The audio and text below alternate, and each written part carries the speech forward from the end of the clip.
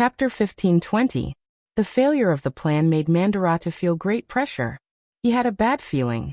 This time, the Timur Empire was doomed. Even he wouldn't be able to turn the tide. The facts proved that his feeling was right. In the following period of time, bad news came one after another. First, they tried their best to get the internal troops to surrender, allowing the five-star army to finally have a safe path to attack. They split into two directions and attacked the Kazan Khanate to the east of the Timur Empire. The Kazan Khanate, which had already sent out troops to support, had a limited number of troops and could not stop the main force of the five-star army. In just half a month, the Ulu Khan followed the Bauli king and surrendered. Next, the hidden cavalry were suddenly surrounded by the five-star army on the west. These were the troops that had participated in the siege of Mengyi-Shur. Their tracks were tracked by the Yang faction's air force. Eventually, they found their foothold and besieged them. With their inferior military strength, it was only a matter of time before they were completely wiped out. Finally, the five-star army on the east brought over large amounts of grain and various military resources. They passed through the north of the Timur Empire and into the hands of the five-star army on the west. With this, Yang Chendong did not need to worry about grain. In other words, even if they couldn't get rid of the Timur Empire before winter arrived, they would have enough conditions and ability to survive. If they could not do it today, they would fight tomorrow. In short, they would not return until they destroyed the enemy. As more and more bad news came, the originally high-spirited General Mandu Latu's hair turned white overnight. His expression also became much more haggard. All of this made Khan Amur extremely anxious. He had already received news that not only had the Ili Kingdom's King Baolide and the Kazan Khanate surrendered to the five-star army, but even the Ilkhanate's Harsan Khan and the Norman Khanate's Sihon Khan had been captured by the five-star army. In other words, around the Timur Empire, other than the Crimean Khanate and a few small Khanates in the south, the other large factions of the alliance had already been destroyed by the five-star army. And all of this had only happened in a few months.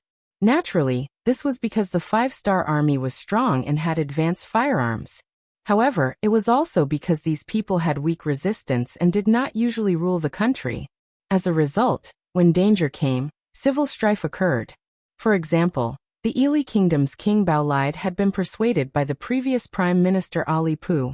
There was also the Ilkhanate's Harsan Khan who had misused Great General Alateng, and Wanyanhong betrayed Janabek Khan, which directly led to the capture of their capital and the destruction of their Khanate. External enemies and internal troubles allowed the five-star army to achieve so many military exploits and achievements in such a short period of time. Now the Timur Empire was besieged on all sides. How long could they last? Not only was Khan Amur muttering in his heart, the various nobles of the Khanate also had their own thoughts. It was to the extent that there were people who publicly announced that they would surrender to the five-star army. The civil strife that Khan Amur was most worried about had begun. This was enough to make him vigilant. He sent out a large number of palace guards to keep an eye on those nobles who wanted to surrender, and gave the order to kill them without mercy if things went wrong. Among these palace guards, there was no lack of children from various influential families. They were originally arranged by the Khan's side to show their unity. Now that these guards were used, there was no way the news wouldn't spread. Not long after, the news spread everywhere. This was clearly Khan Amur's intention. He didn't want to kill all of these nobles just because they wanted to surrender, so he gave them an appropriate warning. It had to be said that this move had some effect. At the very least, it suppressed the voices of those who wanted to surrender. On the surface, it looked like the entire Timur Empire was united. The five-star army pressed forward step by step. In order to prevent problems with the supply line at the rear from occurring, they adopted a steady approach. As a result, the time they took to advance became longer and longer. In the blink of an eye, it was already the 11th month of the year 1464. Heavy snow began to fall, completely cutting off the five-star army's path of advance. With the weather like this, it was impossible for humans to resist. Yang Chendong ordered the army to stop advancing and began to consolidate their own territories. While recuperating, they were preparing for another battle in the coming year. At the same time, Yang Chendong also began to have ideas about the Timur Empire. This idea wasn't to use military force to solve everything, but to use literature to control military force. Wasn't Great Khan Amor always worried about the internal problems?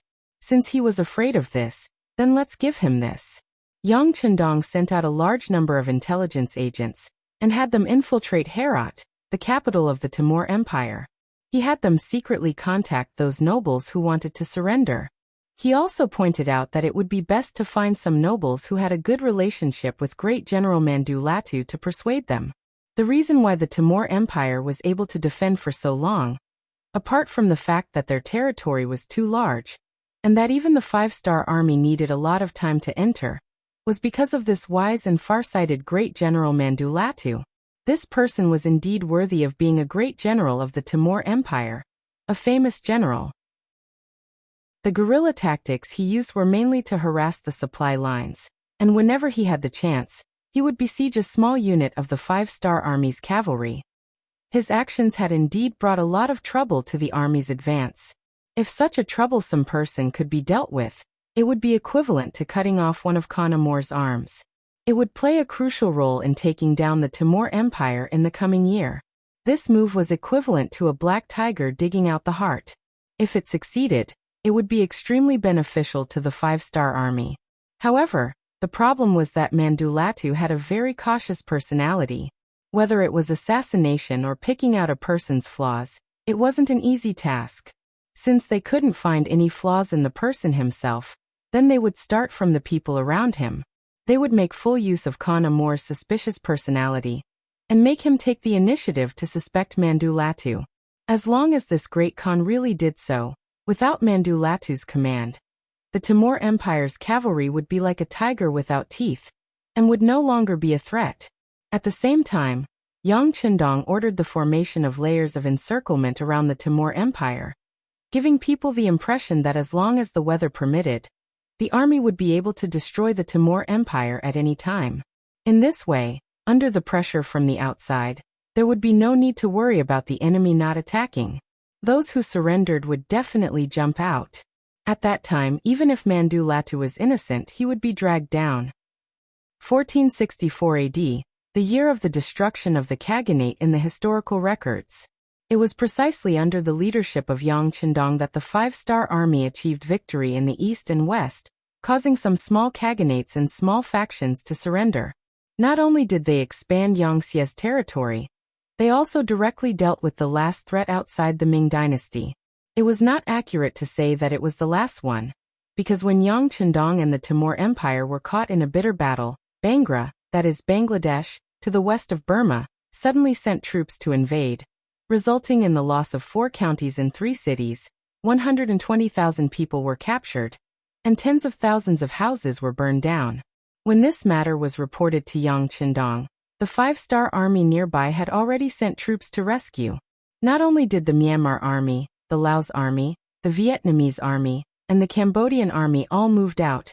Even the Cold Front 1st Regiment that was patrolling nearby quickly rushed over. Although the 1st Regiment led by Bu Hai only had 2,000 people, they were a fully armed army. With them as the main force, and with the help of several local military regions, they were able to stop Bangla's army from entering. However, because the number of cavalry in the local army was very small, they could only defend against the enemy's mobile army. Yang Chendong took the telegram sent by the Navy the day before yesterday, and found a piece of relevant information. He ordered, "Isn't Long Yun Tian of the 3rd Marine Division sending supplies from Sumatra? Let them take a detour into the Bay of Bengal and attack Chittagong for me. Create a situation where the army is pressuring the border, and force their cavalry to retreat." Yes. Wang Shan, the head of the telecommunications department, took a pen and wrote down the order, then turned and went to the telegraph room. Beta Persei was left on the side with a pair of tiger-like eyes spewing out flames of anger. "Young master, let me take 10,000 cavalry and kill them. How can a small Bangla overturn the sky?" Just from Beta Persei's request for 10,000 troops, it was obvious that he didn't take the other party seriously. But Yang Chendong didn't think so. Today's Yangtze's momentum was so great that he even destroyed an old force like the Golden Horde. Logically speaking, no one would take the initiative to find trouble with him. But anyone who dares to do this must have something to rely on. And before he fully understands what's going on, he won't have any thoughts of underestimating the enemy. Seeing that Yang Chendong didn't agree to his request, Beta Persei had to take a step back and said, "Young master, the new 5th Army, the E-1st Army, and the E-2nd Army on the Eastern Front have all asked for battle. Why don't you just send an army to Bangla to ask for an explanation?" "No. Now the main task is to clean up the Timur Empire. Other things can be put aside for the time being. Send a telegram to them. No one can act rashly without a military order." Yang Chendong shook his head again. At this moment, his eyes were incomparably deep, and if one looked carefully, they would reveal a murderous intent. Bangla's offensive behavior made him angry. He will remember this account first. After the Timur Empire is dealt with in the spring of next year, he will have the time to deal with them. Previously, he also considered that Bangla and the Southern Ming Empire were neighbors. If he attacked them, it would bring too much pressure to the Southern Ming Empire. After all, he had too many enemies before, and he didn't have the intention to attack the Southern Ming Empire. Chapter 1521. However, after the Golden Horde, the Rasi Principality, and the Tamerlane Khanate, which was about to be destroyed, became Yang's territory one after another, he had already conquered a large territory in the periphery. Now, it was time for him to settle his internal problems. The Southern Ming Empire and Baiming also needed an explanation. In Yang Chendong's opinion, whether it was the Southern Ming Empire or Baiming, it was best to settle the problem peacefully. After all, the people living there were all Han people, his own race. Yang Chendong was someone who believed that the Han people were supreme and respected. Naturally, he hoped that there would be more people to share the joy of the Han people standing high above. He didn't intend to use troops. This was also why Yang Xie had been expanding his territory all these years. He tolerated Baiming and the Southern Ming Empire a lot. When Baiming broke the agreement several times and caused trouble for them, he only punished them slightly and didn't intend to send troops. However, it wasn't that easy to settle the problem peacefully. The Great Ming Empire still had a backbone. If the problem couldn't be solved peacefully, then they would have to use force. Then, he would use the opportunity of dealing with the Bangla Kingdom to make a show of force, and see how the Southern Ming Empire would react. With a plan in mind, Yang Chendong looked at the information sent by the intelligence department in front of him. Bangla was the Sindhi kingdom of Han. The Eastern Han called it Tianju. After that, the central Tianju offered tribute to the Liang Empire, while the southern Tianju offered tribute to the Wei Empire. The Tang Empire was divided into 5 Tianju, also known as the 5 Hindus. Song Iran was known as Tianju. Bangla was known as East India. King Abdul was also a warmonger. Otherwise, he wouldn't have agreed to the request of the king of the 3 provinces to send troops to the Southern Ming Empire to fight against the king of Shiping. However, if they thought that the 5-star army would be like the king of Shiping and only passively take a beating, then they were looking down on them too much. For now, he would let them be complacent for a while. After dealing with the Timur Empire in front of him, he would make the other party spit out everything they ate, including interest. Inform the Security Bureau and the CIA, and ask them to send people to Bangla. I want to know everything that happened there, the reason for the sudden attack on Myanmar, and who played a role in this matter. I want to know everything. Yang Chendong's face was fierce and his voice was not loud, but when Beta Persei heard it, he could not help but shudder. He had a feeling that the young master was angry this time. In the city of Turkestan, the old capital of the Kazakh Khanate, Janilbek Khan was hiding there with 20,000 of his cavalry. When he learned that the Pungra kingdom had really sent out troops and attacked Yang Xie's Burma province, he was so happy that he almost jumped up. Although this battle was not fought by him, it was a good thing to be able to find trouble with the Han army. With this matter, he waited for the 5-star army to mobilize, and then he would find an opportunity to break out. Yes, at this time, Janilbek Khan has been forced into the encirclement by the 5-star army's Eastern Front army. He didn't dare to break out of the encirclement rashly. Not to mention that because of the heavy snow, the warhorse couldn't play its role at all. If he were to attack and attract the attention of the 5-star army, he wouldn't have the confidence to escape if the army surrounded him. Hiding in the old capital of Turkestan, relying on the heavy snow, no one would find trouble with him now. What he needed to do was to find a way to save himself. After learning that Amor Khan was instigating Bangla to send troops, he immediately sent people to contact the other party, and made all kinds of promises. In short, as long as the other party could help him out, he was willing to give half of his property, population, and territory to the other party. It can be said that in order to protect himself, Janilbek Khan promised everything he could. The next step was to wait bitterly, waiting for the news of the war to relieve his pressure. Now that he finally heard the good news and learned that the Pungra kingdom had indeed sent troops, the feeling was like being enveloped by the warm sun in the cold winter, making him feel very comfortable.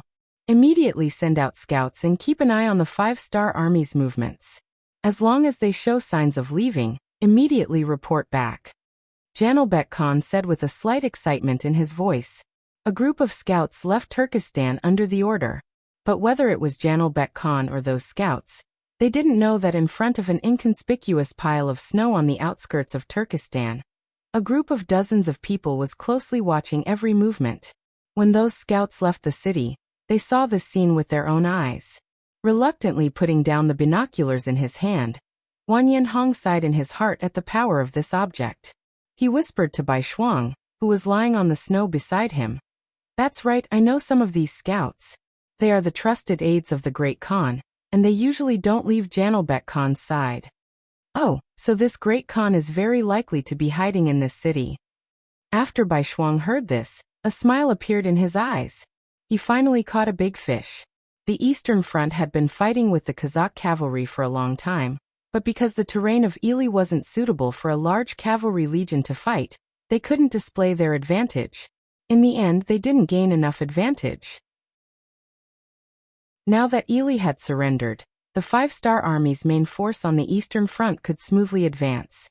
But because the position of the E army was relatively far behind, by the time Bai Shuang received the news, the new army had already set off and met up with the main force of the world's first cavalry legion in Akmo City. Then they moved side by side to surround the Timur Empire. He had once walked out of the world's first cavalry legion, and had interacted with the new army many times. Bai Shuang was very familiar with these two armies.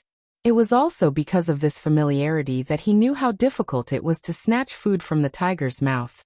Instead of racking his brains to think of ways to snatch merit from these two strongest armies, it was better to find a shortcut. Bai Shuang led the E army to search for the main force of the Kazakh army.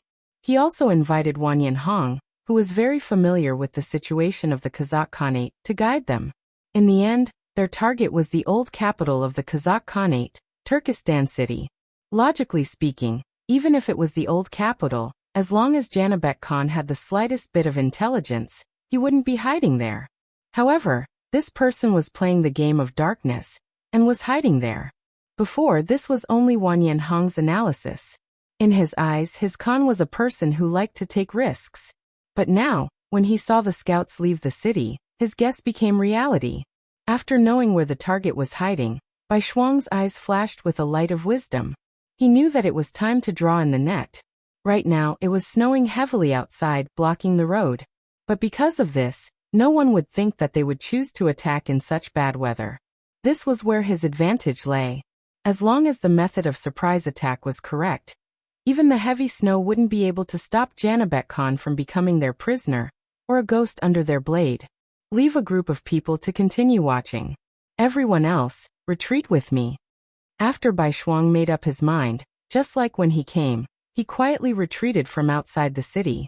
On the third day, 5,000 5-star army soldiers wearing white cloaks began to approach Turkestan city under the cover of darkness.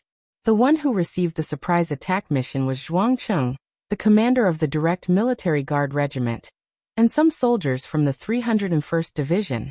The 5,000 white cloaks were also part of the EE Army's stockpile.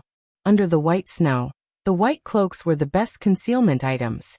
Unless the moonlight was particularly strong, it would be very difficult to be discovered with one's eyesight. Coincidentally, the night Zhuang Cheng attacked was very dark, and the visibility was only 7 or 8 steps away. When the 5,000 soldiers crept closer to the city, the Kazakh soldiers on the city wall didn't notice them at all. perhaps in their eyes. On such a cold night with such heavy snow outside, it was impossible for anyone to attack them. This was human nature. Many times, taking things for granted would lead to a big mistake.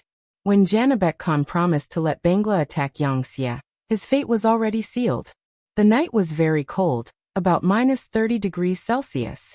Lying in a pile of snow, even though he was wearing a military coat full of cotton, as long as he didn't move for a while, his body would immediately turn cold. Even so, not a single soldier complained about being tired. Therefore, everyone was holding back, waiting for the moment to erupt, because they would not forget that once this operation was successful, everyone who participated in the battle would have a meritorious service, and that would be a reward of shining silver. And if the meritorious service was too great, in their hometown, the government would beat gongs and beat drums to send food and oil. That was a very glorious thing, and also what every soldier hoped for. Time passed by slowly. Behind Zhuangcheng, Baishuang also brought the Yi army's main force of over 30,000 people. Seeing that there was only a vast expanse of white in front of them, Tu Hai, the commander of the 301st Division, couldn't help but ask worriedly, "Commander, do you think Commander Zhuang and the others will be fine? After all, the weather is so cold." "Nothing will happen. We have to believe in our comrades." Baishuang's gaze was resolute as he looked forward. After that, he silently said in his heart, "The soldiers must hold on for another hour. When midnight comes, it will be time for them to launch an all-out attack." It wouldn't be an exaggeration to say that Baishuang and the Yi army's feelings were like a year. However, since things had reached this point, they could only continue to hold on. Even Baishuang had to admit that he had underestimated the cold weather. For example, he had only waited for a short while, but his entire body was already stiff. However, the arrow on the bow had to be shot. Chapter 15:22. How much longer until midnight? Baishuang had asked this question countless times, and Xiao Qing, the commander of the 1st Battalion of the Guard Regiment, had answered it countless times. Finally, when there were less than 3 minutes left, his voice was filled with excitement as he said, "General, there are still 3 minutes left." "Good. Pass down the order. All troops get ready to charge." Turning his head to look at the dense crowd behind him, the corners of Baishuang's mouth trembled as he spoke. Because of the snow, more than 30,000 people were changed from cavalry to infantry, which made them unable to take advantage of their speed. They would have to rely on their feet to charge, but he believed that even so, victory would definitely belong to them, because they had a strong and firm belief. On the city wall of Turkmenistan, the 5,000 five-star army soldiers began to slowly unfreeze from their frozen state. One by one, the soldiers slowly raised their heads, revealing a determined gaze. After waiting for more than 2 hours, the bone-chilling wind had already penetrated their clothes and entered their bodies. Many people had already suffered from slight frostbite, but everyone was in a good state of mind. Perhaps this was what it meant when there was a great reward. When the time was almost up, with Commander Zhuangcheng taking the lead, everyone slowly raised their heads.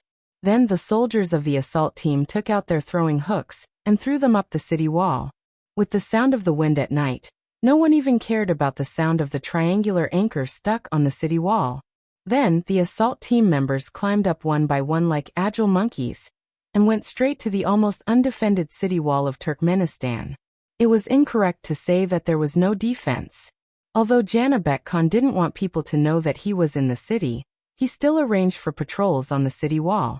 But because it was midnight, and it was freezing outside, no one thought that someone would attack the city at this time. The patrols on the city wall had already huddled up in a shelter from the wind, and were sitting together to warm each other. The people on duty at this time weren't very lucky, and were full of complaints. They were lazy and didn't need to worry about the officers coming to check on them. After all, in this kind of weather, who wouldn't want to stay in their warm beds and not come out? The direct result of this was that after the commandos ascended the tower, no one could stop them. It was only until a small group of 30 people took advantage of the darkness to sneak down the stairs that they discovered a group of 50 Kazakh soldiers.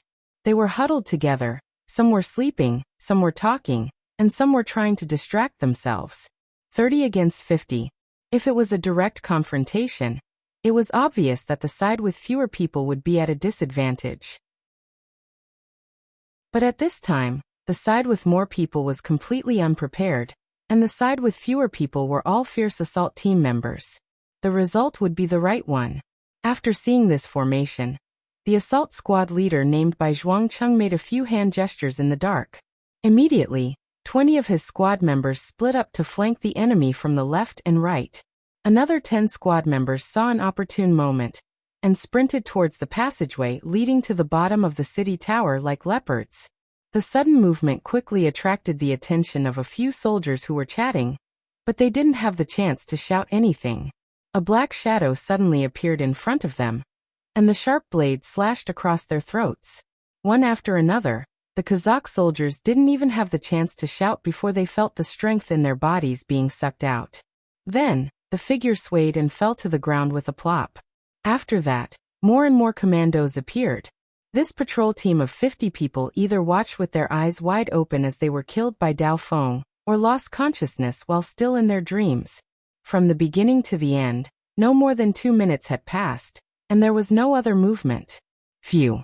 After inspecting the corpses of the enemy soldiers, he discovered that all of them were dead.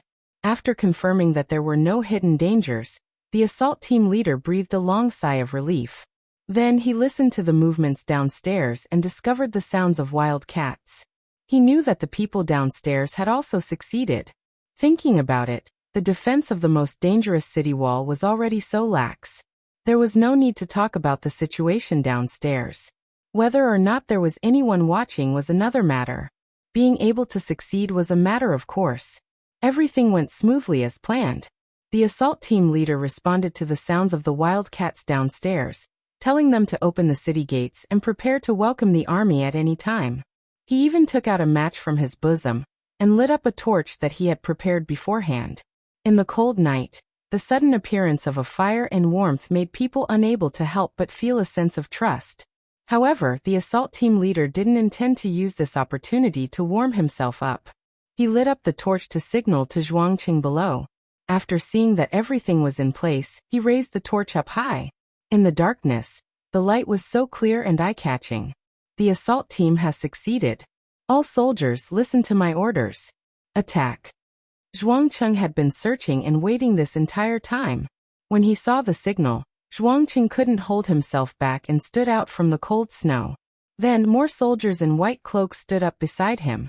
As if to cooperate with them, the city gate several dozen steps away slowly opened from the inside.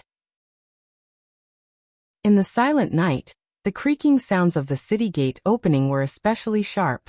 What's going on? Why did the city gate open? Who gave the order? This kind of movement finally attracted angry curses and reprimands. Through his studies, Zhuang Cheng, who understood the language of the Kazakh Khanate, knew that his plan had been discovered. He had to hurry up. He didn't care about hiding his identity and shouted, "All soldiers, follow this commander and attack. Kill the enemy and gain merit. Kill the enemy and gain merit." This kind of shout instantly attracted more voices of agreement. Then the 5,000 soldiers charged forward with high fighting spirit. Due to the cold weather, some of the warriors even fell to the ground while running. That was because their bodies were stiff. However, when they got up and moved their bodies and found that there wasn't much of a problem, they continued to shout and charge. Behind them, when the torches on the city gate were lit, Commander Bai Shuang had led the main force of the foreign army to charge. In comparison, they were afraid of being discovered by the enemy, so they were further away. They also didn't have the help of war horses, so they had to rely on their feet. However, no matter what the conditions were, they had to quickly enter the city. Otherwise, the pressure on the 5,000 vanguard soldiers would increase. No one knew how many of these 5,000 warriors were still able to fight in such bad weather. First, there was the sound of the city gate opening, followed by the sounds of fighting and killing. When the other city guards heard this, they instantly understood what had happened. More and more people began to gather at the city gate. They were also shocked at how the enemy had managed to sneak in and open the city gate in such cold weather. However, no matter what should have happened had already happened. Now the only thing they had to do was to chase the invaders out. Otherwise, they would all die here. The movement at the city gate quickly spread to Janierbek Khan's ears. This Kazakh Khan suddenly jumped up from his bed and shouted, "How is this possible? In such heavy snow, war horses can't be used at all. In such cold weather, they have traveled so far. Which army can withstand such cold weather? Also, how did they know that this Khan was in the city? There must be a traitor. Yes, there must be a traitor." Of course, there was a traitor. However, it wasn't someone in the city like Janierbek Khan thought. It was Wanyan Hong from the Wanyan family, whom he had been suppressing. At this time, it was clearly not wise to be tangled up in this matter. After Janierbek Khan vented his dissatisfaction by shouting, he also thought of this problem. He immediately ordered, "Send out all the troops in the city. Send them out and chase the enemy out of the city gate. There shouldn't be too many of them. Otherwise, our scouts would have discovered them. As long as we chase them out of the city, they won't be able to do anything to us with the city gate as cover. In such cold weather, they will retreat without attacking. Tell these words to the generals. If they want to survive, they must use all their strength to kill the enemy." Janierbek Khan's analysis was reasonable. When his words reached the ears of the generals, they also deeply agreed with him. Then nearly 20,000 troops in the city were mobilized and pressed against the east gate that had been opened. At this moment, there was an intense battle going on at the east gate. It was only because Zhuangcheng and the others were fast enough that they managed to enter the city before the city gates were forcefully closed. However, in order to defend the city gate, they paid the price.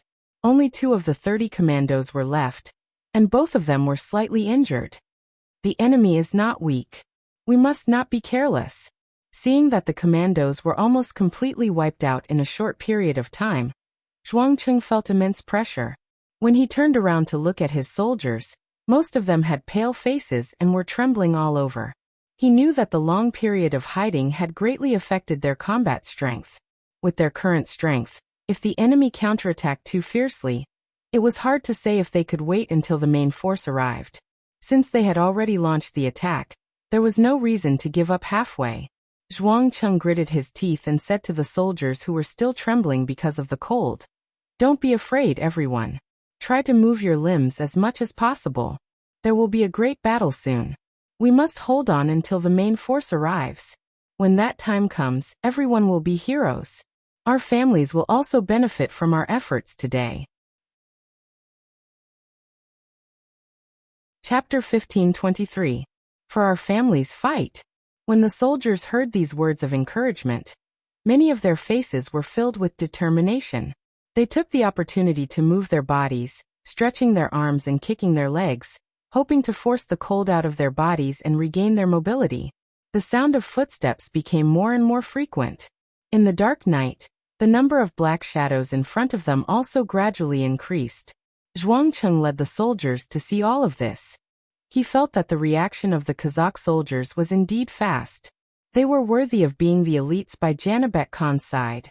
However, at the same time, they could not hold the weapons in their hands tightly. They were prepared to fight to the death. "Archers, get ready. Fire."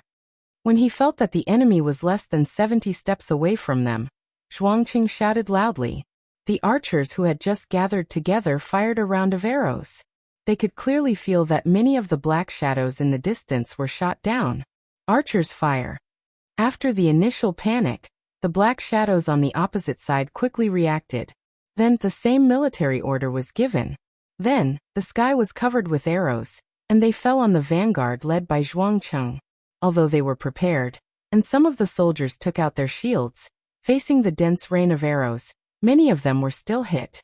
In a short period of time, hundreds of soldiers were killed by the arrows. Kill. When the distance was close, the arrows were obviously not suitable. The Kazakh general ordered the soldiers to charge. In this regard, Zhuangcheng was unwilling to pass on his responsibility. Although the number of soldiers he brought was small, he still shouted the slogan to charge and kill. The confrontation between the two armies was like this.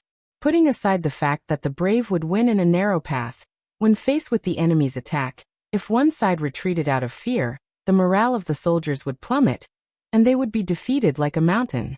Shouts of killing continuously sounded. Regardless of whether they were willing or not, in the end, the soldiers of both sides fought together in front of the east gate. When the weapons collided with each other, the black shadows fell to the ground one after another, and blood splattered everywhere. In such a chaotic situation, the so-called martial prowess was no longer important. The battle was to see which side's formation was more solid, whose killing intent was more ruthless, whose willpower was more firm. Every swing of the saber, sword, or spear could be the last action of their lives. No one would be careless, and no one dared to be careless. It was as if two ferocious beasts had collided. Under the impact, they were all riddled with wounds and suffered heavy casualties.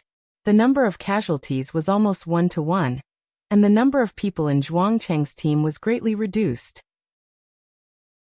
There was nothing the commander could do about it. The only thing he could do was to keep looking outside the city to see where Commander Bai Shuang was leading the army. Speaking of which, the Yi army was composed of all non-humankind young men. They came from different places, had different beliefs, and different habits. Gathering these people together was already a problem. Wanting to tie them together into a rope and organize them into a powerful fighting force was even more difficult. Even though Commander Bai Shuang had put in a lot of effort for this and had basically eliminated the barriers between the different races, their combat strength was still far inferior to the veteran New Third Army and other veteran armies. Compared to the world's first cavalry army, the gap between them was unimaginably huge. Many times, the Yi army would win because they had more people and momentum. They would win because Commander Bai Shuang's command was correct. Once it was a one-on-one battle, their weak side would be exposed, just like what was happening right now. After a quarter of an hour of battle, Zhuangcheng could feel that there were more casualties on his side.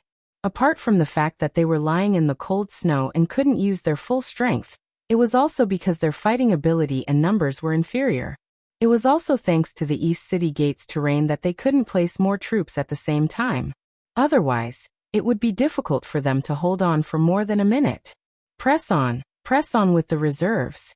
No matter what, we can't abandon the city gate, even if we have to fight to the last man, Zhuangcheng said with a serious expression. When he said this, he was already prepared to sacrifice himself. He absolutely could not allow the East Gate to be snatched back by the enemy.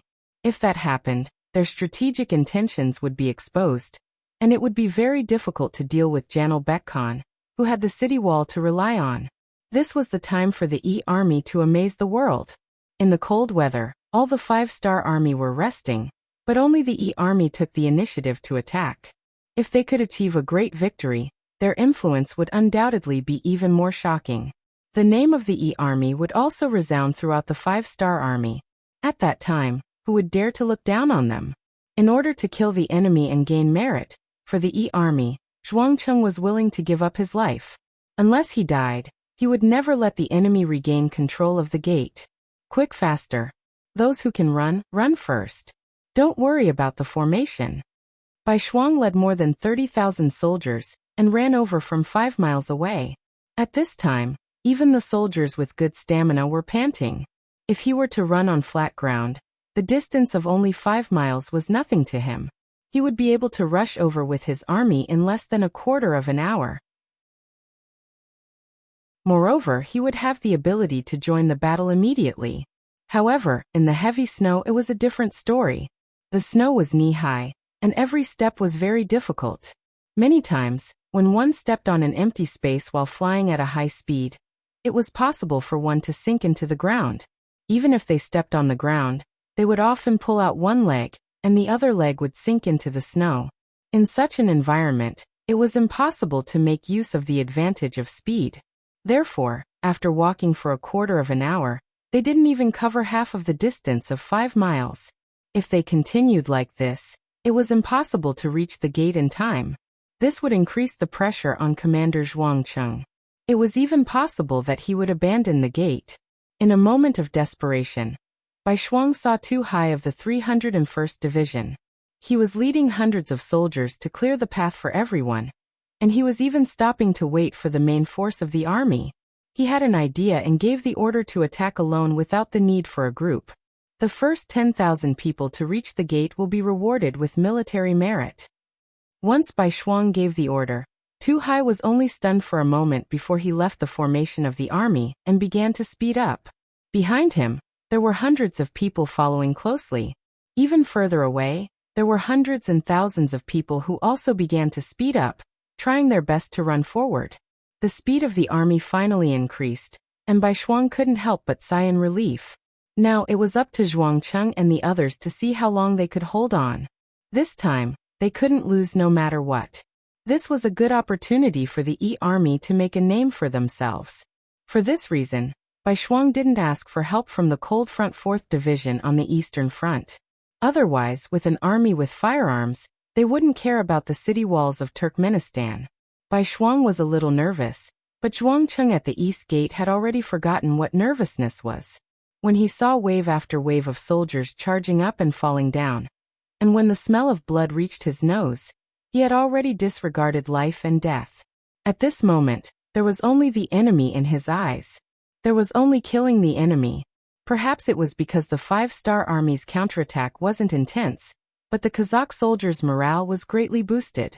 After seeing that there weren't many enemies, their courage was boosted, and they charged even more fiercely.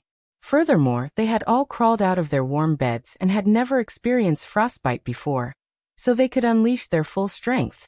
In comparison, the 5-star army's side seemed to be at a disadvantage. After another 15 minutes, less than 800 of the 5,000 vanguard soldiers were left. This was the last of Zhuangcheng's strength. Seeing so many of their comrades die in front of them, the remaining 800 people's eyes were red, and the veins on their hands holding their swords were popping out, reflecting their anger. Even if they joined the 5-star army, even if they joined a different army, it was tantamount to tying their fates together. Without a military order, they could only advance and not retreat.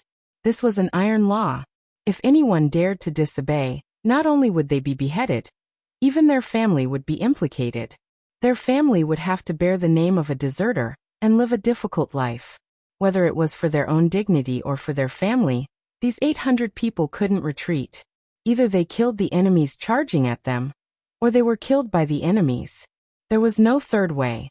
Come, fight for yourself, fight for your family.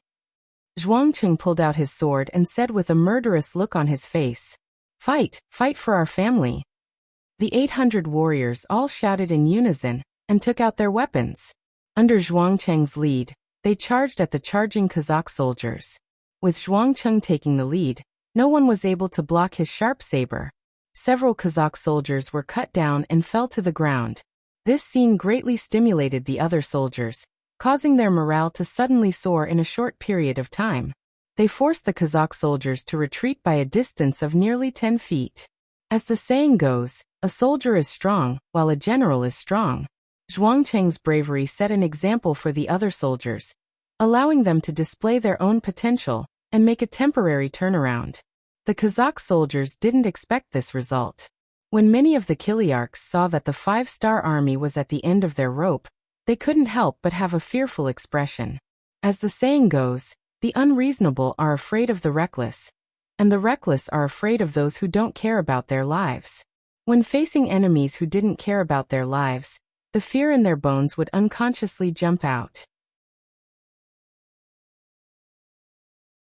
Chapter 1524. There is a large number of 5-star army outside the city. They are getting closer and closer. After both sides stopped fighting for a short moment, a shout suddenly sounded from the city gate tower that had already been recaptured. When this shout entered the ears of the Kiliarchs, they immediately reacted. Kill them. We cannot allow them to join up with the reinforcements. Immediately recapture the city gate. When the time comes, we will have the advantage of the city wall, and will be able to defend the city. Otherwise, all of us will be killed by the 5-star army. A Kazakh Chiliarch loudly shouted, revealing everyone's situation. Under this kind of shout, the Kazakh soldiers who originally wanted to avoid the brunt of the attack were unable to retreat. If they didn't kill all of the 5-star army in front of them, then the next one to die would be them. This was an extremely easy decision to make. If it wasn't you who died, then it was me who died. Of course, everyone would choose to die for their opponent. Under the loud shouts, the Kazakh soldiers suddenly reacted even more fiercely than before. At one point, the 800 warriors led by Zhuangcheng suffered disastrous casualties. In a single round, more than 300 corpses were thrown down. At the same time, they also retreated more than 6 zhang. The eastern city gate was only 5 zhang behind them. If they retreated a bit more, then they might be blasted out of the city gate. If the city gate was closed, then even if they survived, what meaning would there be? Stomping his foot and gritting his teeth, Zhuangcheng's face revealed a resolute expression as he loudly shouted, "Warriors, behind us is the city gate. We already have no way to retreat. Now let us spill the last drop of blood in our bodies and stake it all against the enemy." Stake it all. There were less than 500 people left, and there was no longer any fear on their faces. Under the premise that they already knew the result, they were instead afraid that they would leave. Right now, they were only thinking about how many enemies they could kill before they died. Killing one was enough, killing two was a profit. Even if a warrior didn't go to school, they would still calculate the gains and losses. Zhuangcheng and the others began to unleash the last of their strength. Under the full-force counterattack of nearly 500 men, under Zhuangcheng's leadership, they didn't retreat a single step. Only when there were less than 100 men left, and almost all of them were injured, did the Kazakh soldiers on the city gate tower begin to shout and release arrows from above their heads. Needless to say, the reinforcements from the 5-star army had arrived. When they heard this voice, Zhuangcheng and the others seemed to be filled with energy in an instant. The 100 of them unleashed their last bit of potential. One by one, they brandished their swords and charged towards the endless stream of Kazakh soldiers. There were at least 3,000 Kazakh soldiers on the other side, and with the momentum of 100 charging soldiers, they were like a small boat in the middle of a huge wave, drifting unsteadily, as if there was a possibility of capsizing at any time. But even so, none of the warriors retreated. Instead, they stood there firmly like stone statues, not moving an inch. Zhuangcheng already had 4 knife wounds, 2 gunshot wounds, and 1 sword wound. At this time, his eyes were already in a trance, and because of his exhaustion and excessive blood loss, he couldn't see clearly what was in front of him. But under his instincts, he continued to brandish his sword, trying to kill as many enemies as possible. "Regiment commander, you should step back. As long as you are still here, our guard regiment may be rebuilt." One of the guards of the EE army took the initiative to come to Zhuangcheng's side. Then with a light push, he pushed Zhuangcheng to the back from the side. The soldier who already had 2 knife wounds on his body replaced Zhuangcheng's position. He stood there entangled with the 3 Kazakh soldiers. Even a good tiger couldn't withstand a pack of wolves. Not to mention, this soldier was already an arrow at the end of its flight. If not for his conviction supporting him, he would have already fallen to the ground. 1 against 3, and with his own injuries he only managed to slash out twice. He didn't even manage to injure any of the enemies. Then he felt a huge force colliding with the blade in his hand. Finally, the long blade was knocked away. His entire body was also sent flying after being hit by the blade. The fallen soldier fell beside Zhuangcheng. Looking at the soldier who had just saved him, Zhuangcheng, who had recovered some of his vision, had tears in his eyes. "Shiguang, how are you? How are you?" Hearing the regiment commander's call, this soldier named Shiguang, who was originally from Laos, slowly opened his eyes. He forced a smile on his face and said, "Regiment commander, I persevered until the end. Can it be considered a meritorious service? Can my family bask in the glory?" "Yes, you have done a meritorious service. The military merits you have accumulated are enough to allow you to leave your registration and enter the Han Dynasty. In the future, you will be a Han citizen. Your family will also be proud of you." Zhuangcheng recognized this soldier. When he joined the army, he was very timid. However, after knowing that he could leave his registration and enter the Han Dynasty, he seemed to have changed into a different person. He became extremely hardworking. In this battle, he had killed at least 3 enemies and had persevered until the end. Killing 3 people in addition to the military merits before, he indeed had the qualifications to leave his registration and enter the Han Dynasty. Zhuangcheng wasn't lying to him when he said those words. Instead, he just wanted him to leave safely. "Is that so? That's great. I have a younger brother who can help me enter the Han Dynasty. In the future, when I am no longer around, my family will have to rely on him. Is that okay, Regiment Commander? Shi Guang's eyes flashed with a glimmer of light. Perhaps that was the final radiance of a dying person. Yes, as the regiment commander, I promise you. Tears flowed from Zhuang Cheng's eyes. At this moment, Zhuang Cheng was covered in tears. Thank you, regiment commander. The soldier named Shi Guang finally smiled and closed his eyes. However, this closure would become permanent. Looking at the dead warrior who had just saved him lying in his arms, Zhuang Cheng felt a surge of anger. He didn't know where he got the strength, but he stood up again. He pulled out his sword and slashed at the Kazakh soldiers who were charging at him. 1 slash, 2 slashes, 3 slashes. He did not know how many slashes he had made, nor did he know if he had killed anyone. Zhuang Cheng only felt that the sky in front of him was dark. That was the sign of his physical strength being used to the extreme. Just when he was about to fall to the ground, a strong arm suddenly caught him. Following that, Division Commander Tu Hai's loud voice sounded in his ears. Regiment Commander Zhuang, you have completed the mission very well. Now you are very tired, you should go and rest. Men, is there any medical staff? Immediately save him. This was the voice that Zhuang Cheng heard before he fainted. He did not know whether it was an illusion or reality. After that, he completely closed his eyes. Division Commander Tu Hai had arrived. He brought more than 1,000 soldiers with him. Behind them, more and more soldiers from the other army were entering the city from the east gate. In the eyes of the Kazakh Kiliarchs, they knew that the situation was over, and everything was over. With no hope left, some of them simply abandoned their weapons and knelt on the ground to surrender. There were also some who directly ran towards the other city gates. They did not want to surrender to the 5-star army, so they could only risk charging into the harsh environment where snow was everywhere in order to survive. Janelbek Khan did not escape. He had no place to escape. He also did not think that the 5-star army could really enter the city. Just a moment ago, someone had reported that the 5-star army could be driven out of the city. However, in just a short while the 5-star army actually entered the city. With such a huge contrast, Janelbek Khan didn't even have time to prepare before he heard even worse news.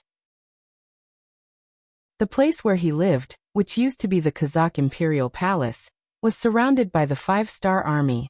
With a plop, Janelbek Khan fell to the ground. He knew that from today onwards, there would no longer be a Khan behind his name. He would become a prisoner. Perhaps he would be killed. Perhaps he would live in a dungeon forever. A sharp scimitar was unknowingly in his hand. Janelbek Khan wanted to end his life. He did not want to be a prisoner. He did not want to be treated like a prisoner. However, when the scimitar was placed on his neck several times, he finally put it down powerlessly. He did not have the courage to do so. It was also at this time that Janelbek Khan realized that he was a coward. He did not even have the courage to die. At this time he was in tears. He hated himself for being a coward.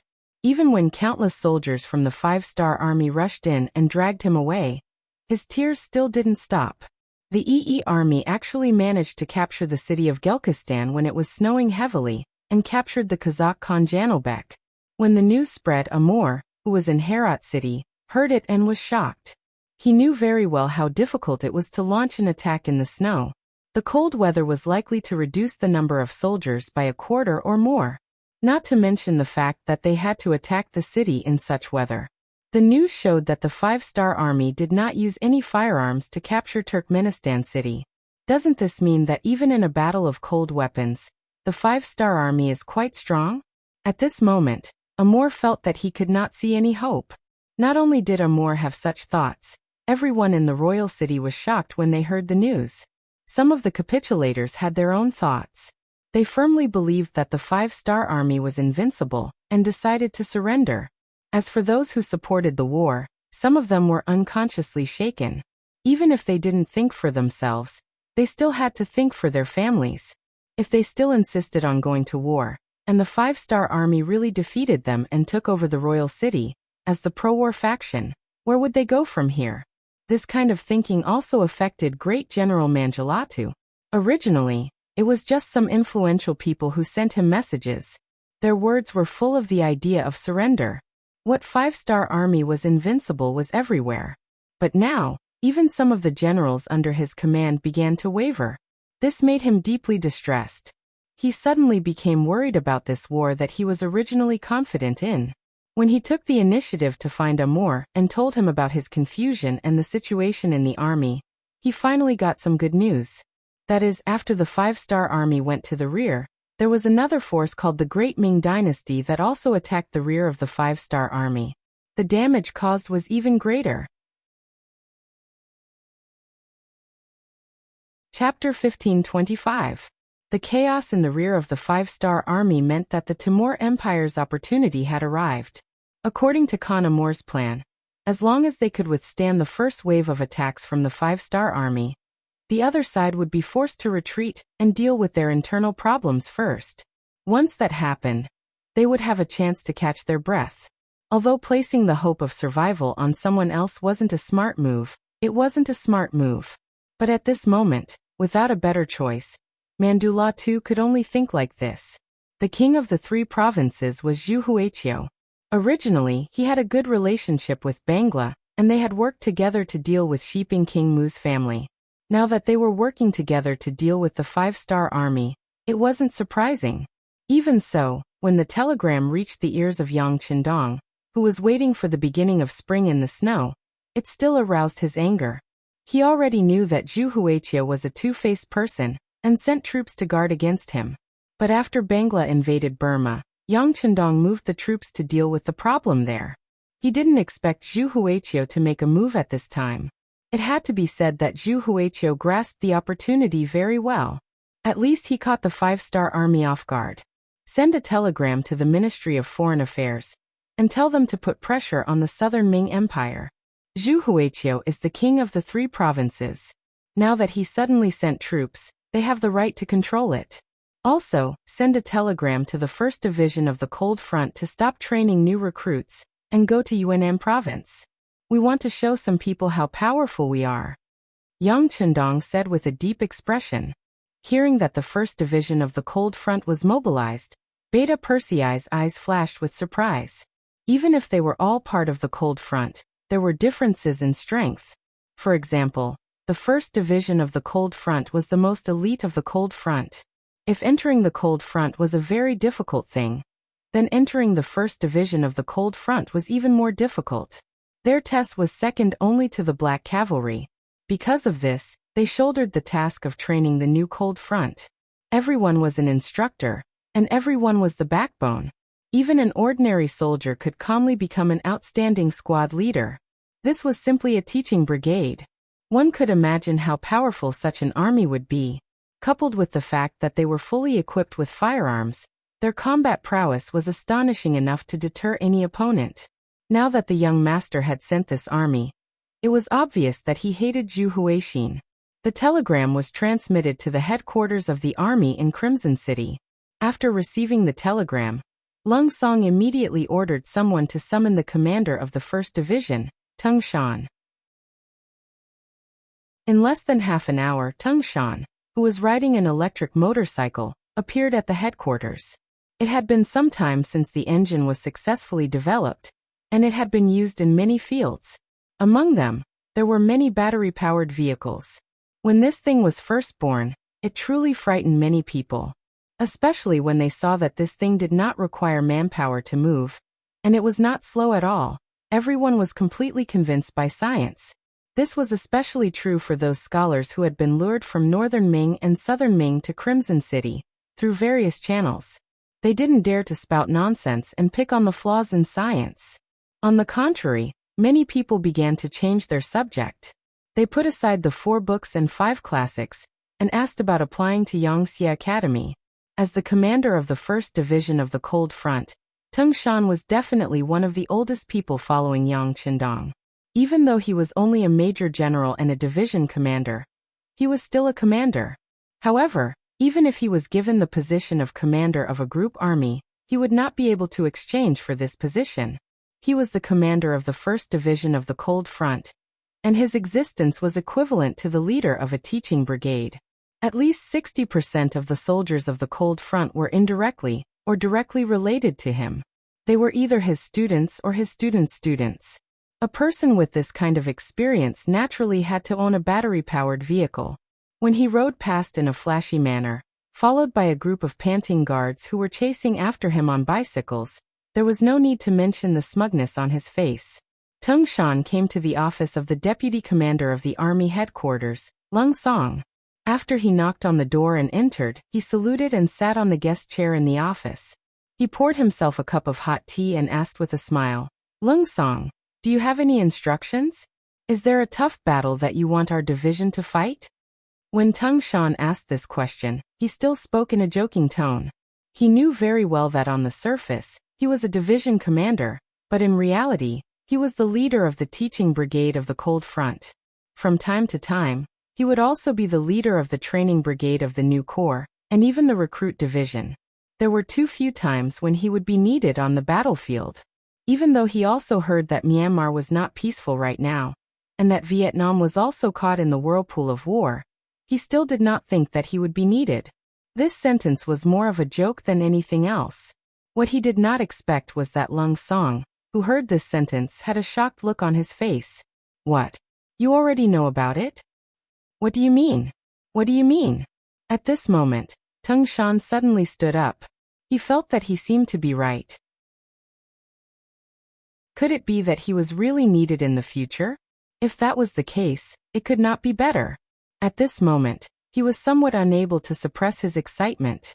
When Lung Song saw Tung Shan's reaction, he knew that he was overthinking. Tung Shan did not know anything at all. He should have just said it casually. When he thought about how the sixth young master's telegram had been sent directly to him, he laughed and said, "You're in luck, kid. The sixth young master has appointed the first division of the Cold Front. This time you can show your face properly." Ah. When he heard that it was Yang Chendong who had personally appointed the first division of the Cold Front, Tung Shan was so excited that he did not know what to say. Was there finally a place for him to show his skills? When he thought about how he had been placed in the rear for so many years, he had almost forgotten what war was all about. Now that he could finally fight again and display his military prowess, tears flowed uncontrollably from the corners of his eyes. When he saw Tung Shan crying, Lung Song walked out from behind his desk and patted him on the shoulder. "I can understand how you feel. Facts have also proven that the sixth young master has never forgotten about you. Isn't this a chance for you to show off? How about this? The training work will be left to your teaching group. You can lead the other groups. When you go back, make the best use of your time, and try to get to the front line as soon as possible." Speaking of which, the three provincial kings are very arrogant now. It's time to teach them how to behave. When he heard that the opponent was the three provincial kings, Tung Shan wiped the tears from the corners of his eyes and laughed. "Lung Tu, don't worry. This time, watch how the first division of the Cold Front takes care of him. I guarantee that he will be beaten until his parents can't recognize him." Ha ha ha. If it was anyone else who said this, even if it was another division of the Cold Front, Lung Song would not take it seriously. However, when it came from Tung Shan, it was completely different. The first division of the Cold Front wasn't just a simple teaching mission. They were also responsible for ensuring the safety of the Crimson Nest City. In order to better complete the mission, they were good at things like infiltration, assassination, decapitation, reconnaissance, and even naval and air forces. If there was a word to describe them, it would be the special forces of the Cold Front.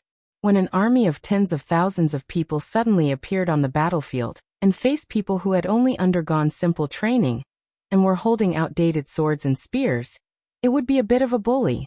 It would not be an exaggeration to say that they would beat Zhu Huihua until his parents could not recognize him.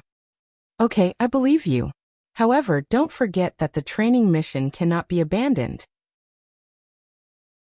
If one teaching group is not enough, you can tell me and I will transfer more people for you. Hearing these confident words, Lung Song knew that this battle was in the bag. The only difference was how big the scale of the battle would be. It's enough. One teaching group is enough. Usually, we only arrange for one regiment to train new recruits. The other regiments are doing all kinds of training. Tung Shan shook his head, indicating that even if the division's main force left, the work left behind would not be slack at all. Shan left at a faster speed than when he came. When he rode the electric scooter back to the division headquarters of the 1st Division of the Cold Front, apart from the teaching group, the other 4 regimental commanders entered the meeting room. When everyone found out that the 1st Division of the Cold Front finally did not have to stay at home and could go out to fight, everyone was extremely excited. If it were not for Shan's constant reminders and warnings, even the table would have been smashed. After a while, everyone finally calmed down. Then the regimental commander of the 1st Regiment, Chung Hu, asked in an excited tone, "Sir, when can we set off?" "That's right. All these years, we've been watching our brothers' troops perform meritorious deeds at the front lines while we're the only ones left behind. We can't stand it anymore. If we can set off, the sooner the better." The 2nd Regiment commander, Xiao Shan, also shouted to express his attitude. Seeing how anxious the regimental commanders were, Shan nodded. "Have you heard about the incident with Commander Bai Shuang of the Yi Army?" "Sir, are you talking about the snowstorm?" "Of course I've heard about it. Yang Bao has recorded it. The Yi Army is really good. Under the heavy snow, other people would find it cold to walk around, but he insisted on it. He actually took the initiative to attack, and even achieved a complete victory, as expected of the 6th young master's favorite student." The 3rd Regiment commander, Fang Hao, said with an envious and admiring tone. After the 1st Regiment commander and the 2nd Regiment commander heard this, they kept nodding their heads. Obviously, they had the same view on this matter. Only the 4th Regiment commander, Chen Zaiqiang, nodded his head first. Then his eyes suddenly widened as he said, "Wait, does Sir mean that we should also attack in the snowstorm like the Yi Army?" Chapter 1526. Shan nodded proudly as he looked at Commander Chen Zaiqiang with admiration. "Yes, that's what I was thinking. However, due to the weather, Yunnan province isn't that cold and there isn't any snow. In fact, it's quite warm right now. Therefore, it's not right to attack in a snowy day, but attacking in winter isn't wrong." "Okay, then let's attack now." The 4 commanders nodded in agreement. To them, it didn't matter what season they attacked in. The most important thing was to attack quickly. They couldn't wait to show off their skills on the battlefield. They also wanted to prove to the other Lung vanguard that 1st Commander Lung wasn't just good at training new recruits, his fighting ability was unparalleled. Everyone reached an agreement, and in the following time, they discussed the battle plan. Since 1st Commander Lung was going to leave the mountain, the bigger the commotion, the better. The more firearms and equipment they brought, the better. Based on the fact that their teacher was Shan, there shouldn't be any problem. This senior was someone who had trained with a few of the Yang family's guards. With this layer of relationship, Yang Wu happened to be in charge of the distribution of firearms in Crimson City. Wouldn't it be easy for him to obtain more bullets? Soon, the news that 1st Commander Lung was going to Yunnan province spread to the upper echelons. A telegram was quickly sent out from an inconspicuous building. In front of Zhu Huiyun's residence, the young man Mo Gue, who had appeared once before, delivered the telegram to him. "Respected King, this time, the one coming to cause trouble for you is the 1st Commander Lung, the trump card of the 5-star army." After showing the contents of the telegram to Zhu Huiyun, Mo Gue took a few steps back and shut his mouth. He was just a messenger, and didn't have the authority to make decisions on many important matters. He only had reminders and suggestions. Even so, he would say what he should say, but he wouldn't say a word about what he shouldn't say. The tall Zhu Huichen took a glance at the telegram. When he looked at Mo Gue, his eyes were full of curiosity. He still didn't know who the master behind Mo Gue was, but his intuition told him that the identity of the mysterious person behind Mo Gue wasn't low. He might even be a powerful person. Otherwise, how could he know the movements of the 5-star army so quickly? Out of curiosity, Zhu Huichen sometimes had the idea to capture Mo Gue and torture him to find out who his master was. But in the end, reason prevailed over impulse. Since the other party didn't want to meet him, it meant that it wasn't time yet. He still needed to continue waiting. Otherwise, even if he captured the person, he might not be able to get the answer he wanted. "Mr. Mo, thank you for your information. However, wasn't it a little too simple? For example, how many people were there in Lung Yi's division?" From which direction they will march to trouble us. If we don't know anything, it's not easy to deal with it, Zhu Huichen said in a dissatisfied tone. Obviously, the other party was using him to go against Yang Chendong. Of course, this was also his intention. Seeing that the Vietnamese province was overflowing with wealth, who knew how many people under his rule would run to Yangtze's territory as long as they had the chance? Moreover, once they ran, they would never come back. For this reason, he didn't know how many people he had killed. However, the warning was still very limited. More or less, people hated the rich. Zhu Huichen had such an idea. He didn't find the reason from his own management. Instead, he unilaterally believed that the land in Yunnan province must be more fertile. Otherwise, how could so many people live there and never come back? After coveting it for a long time, Zhu Huichen had long taken Vietnam province as his own. In his opinion, Yang Chendong's territory was already so big. He didn't care if Yunnan province was less, so it shouldn't be a problem for him to take the opportunity to snatch the territory into his own hands. Once he had this food-producing province as a foundation, he could support more troops and have stronger strength. At that time, when he faced other people, he would have more confidence. This was a typical example of insatiable greed. Zhu Huichen didn't think about it. Why did other people have so many good things, so they must give it to you? He had also fought hard for it, alright? Of course, under greed, people would take the initiative to ignore something. What Zhu Huichen ignored was the strength of the five-star army.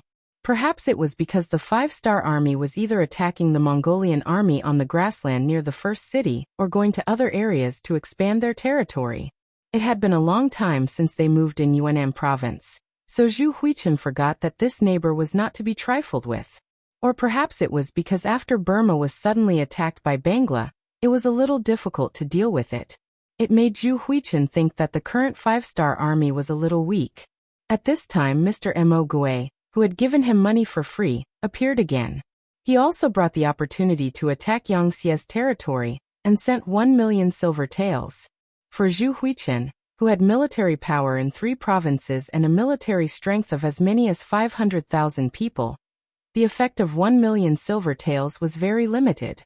But this proved that the other party's attitude was not right. Especially the other party's appearance was very clear about the internal situation of Yangtze.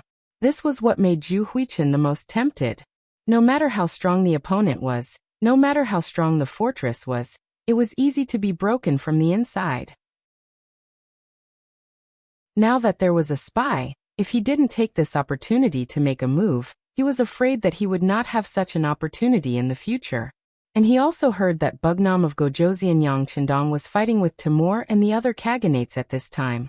And the progress was not smooth.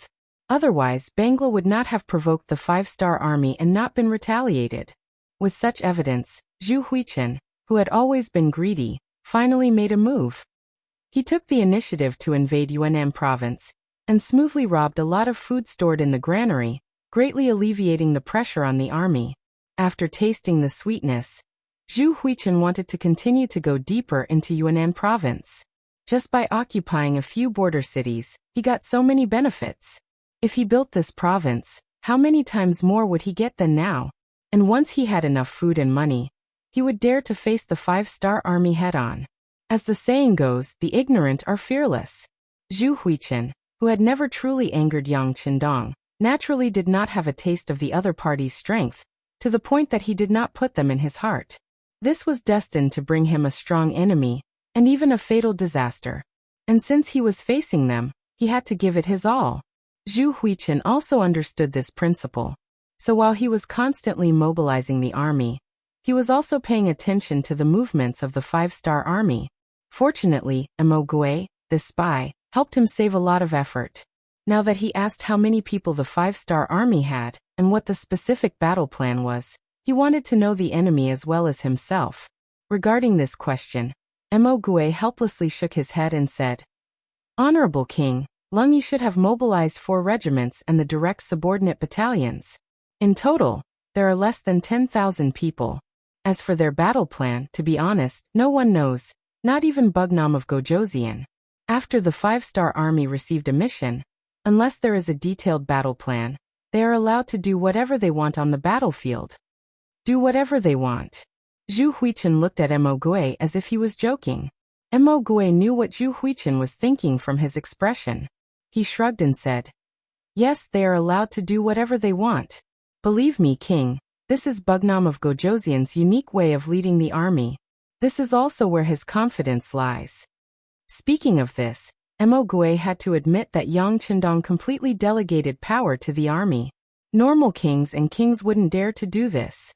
This was because mobilizing the army without orders could cause a mutiny at any time. Unless one had enough confidence in their own strength, who would dare to try this? One mistake and they would end up hurting themselves. However, Yang Chendong had done so. As a result, the generals under him had no more restraints. They were much freer and more flexible in doing things. This allowed them to better grasp the situation on the battlefield and win more battles by adapting to changes in time. Of course, outside of Yang Chendong, no one knew about the existence of the warehouse. This was Yang Chendong's true trump card. If someone really wanted to harm him, unless they could kill him in one blow, as long as he was given a chance to breathe, he would enter the great warehouse. When he came out, his appearance would change, and he would become a nightmare in the eyes of all his enemies. Mo Gui didn't know about this. He only admired Yang Chendong. However, thinking about the fact that they were enemies, he put this admiration away. Compared to Yang Chendong, who he couldn't see or touch but only heard of, he needed to be more loyal to his current master, because without his current master, he might have died a long time ago. It was his master who gave him food to eat.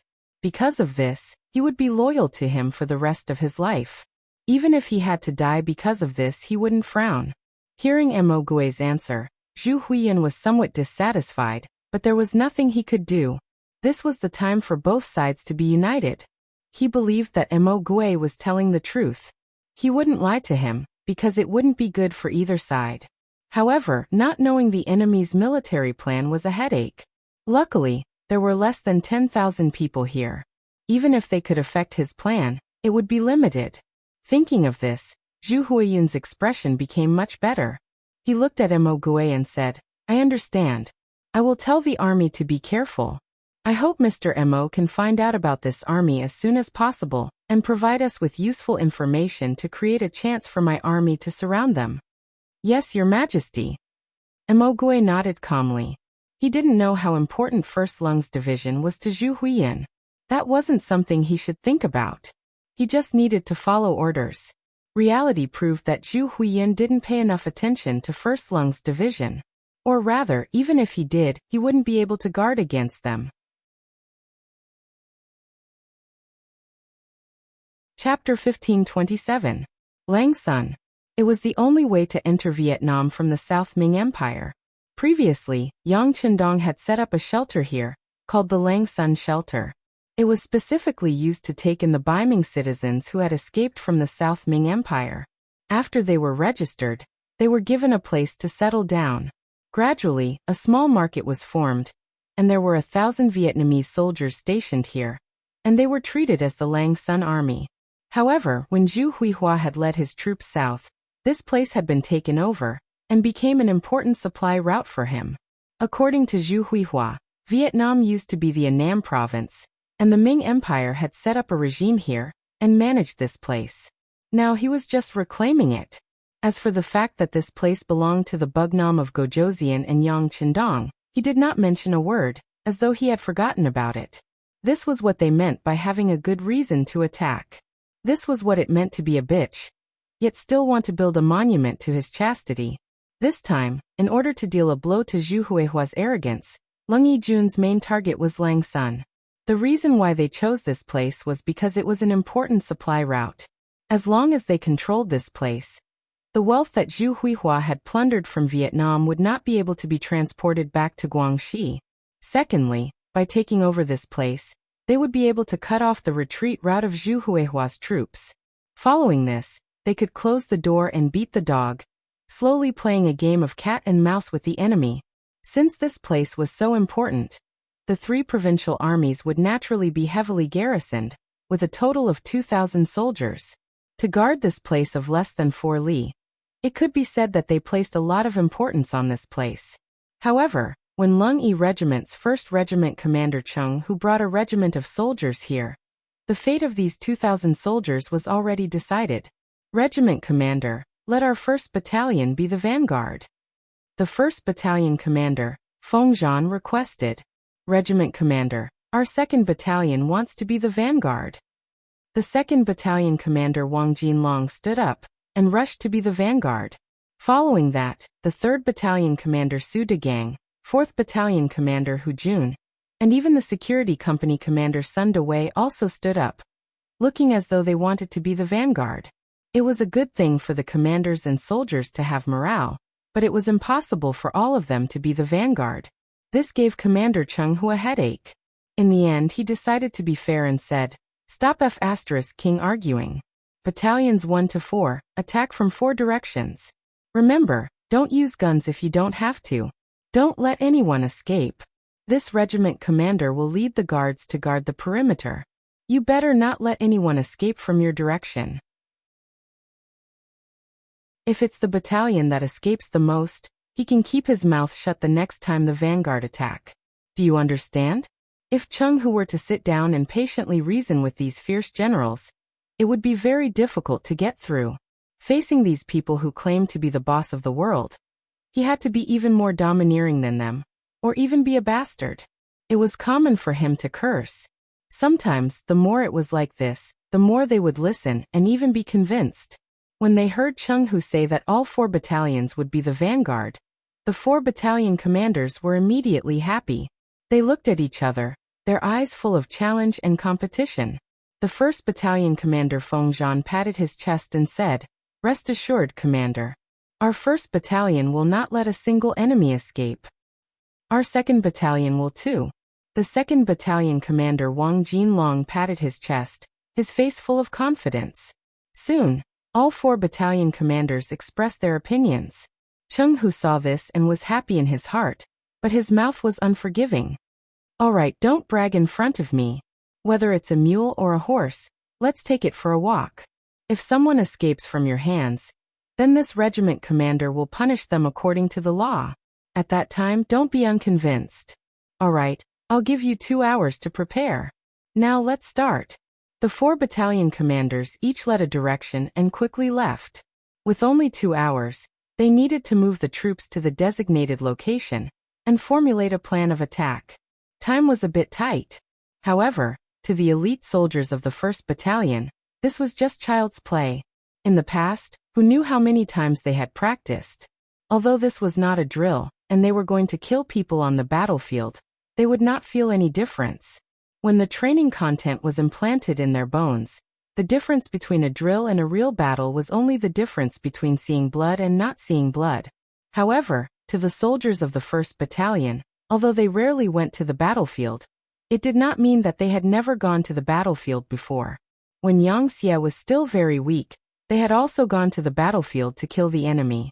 Right now, they were just reliving that long-lost feeling. So what was the big deal? For battalions, each battalion had 4 companies, a total of 1,600 people. They quickly moved around the outskirts of Langsun, looking for a route to attack. Because of their movements, the sky gradually darkened. The 2 hours that Chung Hu had mentioned before was when the sky turned dark. For the regiment that was used to night training, this was not a problem at all. On the contrary, the soldiers of the 3 provinces who were already surrounded were a different story. As the sky slowly darkened, bonfires were lit all around the barracks of the 3 provinces. From time to time, there would be soldiers patrolling with swords and spears. However, most of the soldiers had already returned to the barracks built by the Langsun army to rest. Vietnam had a tropical climate, with heavy rainfall and high humidity throughout the year. Even at the end of January, the temperature was still -20 degrees Celsius. Even at night, it was still more than 10 degrees Celsius. Living here, there was no need to worry about the cold. Even if it was a simple barack, one would not feel cold sleeping in it. In an environment where there was no entertainment at night, as soon as the sky turned dark, most of the soldiers had already eaten dinner and gone to sleep. Only the officers, with their women in their arms, still had to work for a while. As a Chiliarch, as well as the garrison general of Langsun, Gung Chun. At this moment, there were two naked women waiting for him on his bed. At this moment he was ready to do something. These two women were plundered by him from nearby areas, and they were quite pretty. Originally, their hometown was in Guangxi, but due to the chaos of war, they had reached a point where they could no longer live. After hearing that there was a stable job and a safe environment in the nearby Vietnam province, the family moved here and really lived a peaceful life for a period of time. What they did not expect was for the three provinces to suddenly charge in. They plundered their village, brutally killed their village's militia, and robbed their wealth. Even the decent women were taken away and became the playthings of the generals of the three provinces. Their beautiful life had just begun, but very quickly, it returned to how it was before, causing the two women to want to cry but have no tears. If it was not for the fact that their families were still in the hands of the generals, and if they did not obey, they would have already committed suicide. With their weakness in the hands of others, they could not commit suicide, so they washed their faces with tears all day long. In Gung Chun's eyes, it made him very angry. He could not avoid another round of punches and kicks. Except for their faces, the two women were already full of scars. However, even so, they could not escape from Gung Chun's vicious hands at night. When night came, to the two women, it was as though they had come to hell. However, they did not know that a new hope was right in front of them, because at this moment, it was time for the 1st Regiment to make their move. After 2 hours, the soldiers of the 4 battalions had all returned to their positions. The battalion commander and a few company commanders sat together and quickly came up with a battle plan. It was worth mentioning that each battalion left a mobile company behind to prevent any enemies from escaping. They remembered the words of their regiment commander, Chung Hu, and did not want to lose the chance to fight again because of an enemy that escaped. When the clock on the military watch pointed at the same time, the 4 battalions of the Cold Vanguard Battalion darted out from the surrounding forest like leopards. Under the cover of the moonlight, their figures were like ghosts as they approached the camp of the 3 provinces. Every soldier was a corps member, and had trained new recruits before, and had been a squad leader before. There was even a certain proportion of soldiers, and the proportion was not low. They had all obtained good rankings in the competition. It was not an exaggeration to say that this kind of king's army was like using a cannon to kill a mosquito when facing the 3 provinces that did not have any vigilance. Many of the soldiers of the 3 provinces were recruited as able-bodied men. Being a soldier was not voluntary, and there was no need to talk about serious training.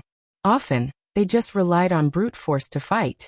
These soldiers did not know what a night battle was, what a sneak attack was, what a close combat battle was, and what a special attack was. When faced with the Cold Vanguard Battalion that was everywhere, they could only passively take a beating. They could not even make a sound. The first to make a move was the soldiers of the 1st Battalion. They set their sights on the patrolling soldiers of the 3 provinces that were guarding the east of them. There were exactly 10 patrolling soldiers, and it was the same number as a squad of the Cold Vanguard Battalion. After Battalion Commander Feng Zhan made a gesture, the 1st Company, 1st Platoon, and 1st Squad moved out. Based on the squad's usual formation, each soldier chose a corresponding position, and each soldier held a short dagger in their hands. After the patrolling soldiers passed by a bonfire and fell into darkness, they made their move. Looking from afar, one figure after another suddenly flew out of the darkness. Next, the figures fell to the ground one after another. Then, there was no movement at all. About 10 seconds later, the figure of the 1st Squad leader appeared from the darkness and made an okay gesture to the outside. Hee, we got them. The rest of the platoons, attack immediately and kill those sleeping soldiers of the 3 provinces. Battalion Commander Feng Zhan chuckled and gave out the order softly. A large number of figures appeared behind him, and each of them moved in an orderly manner towards their target camp.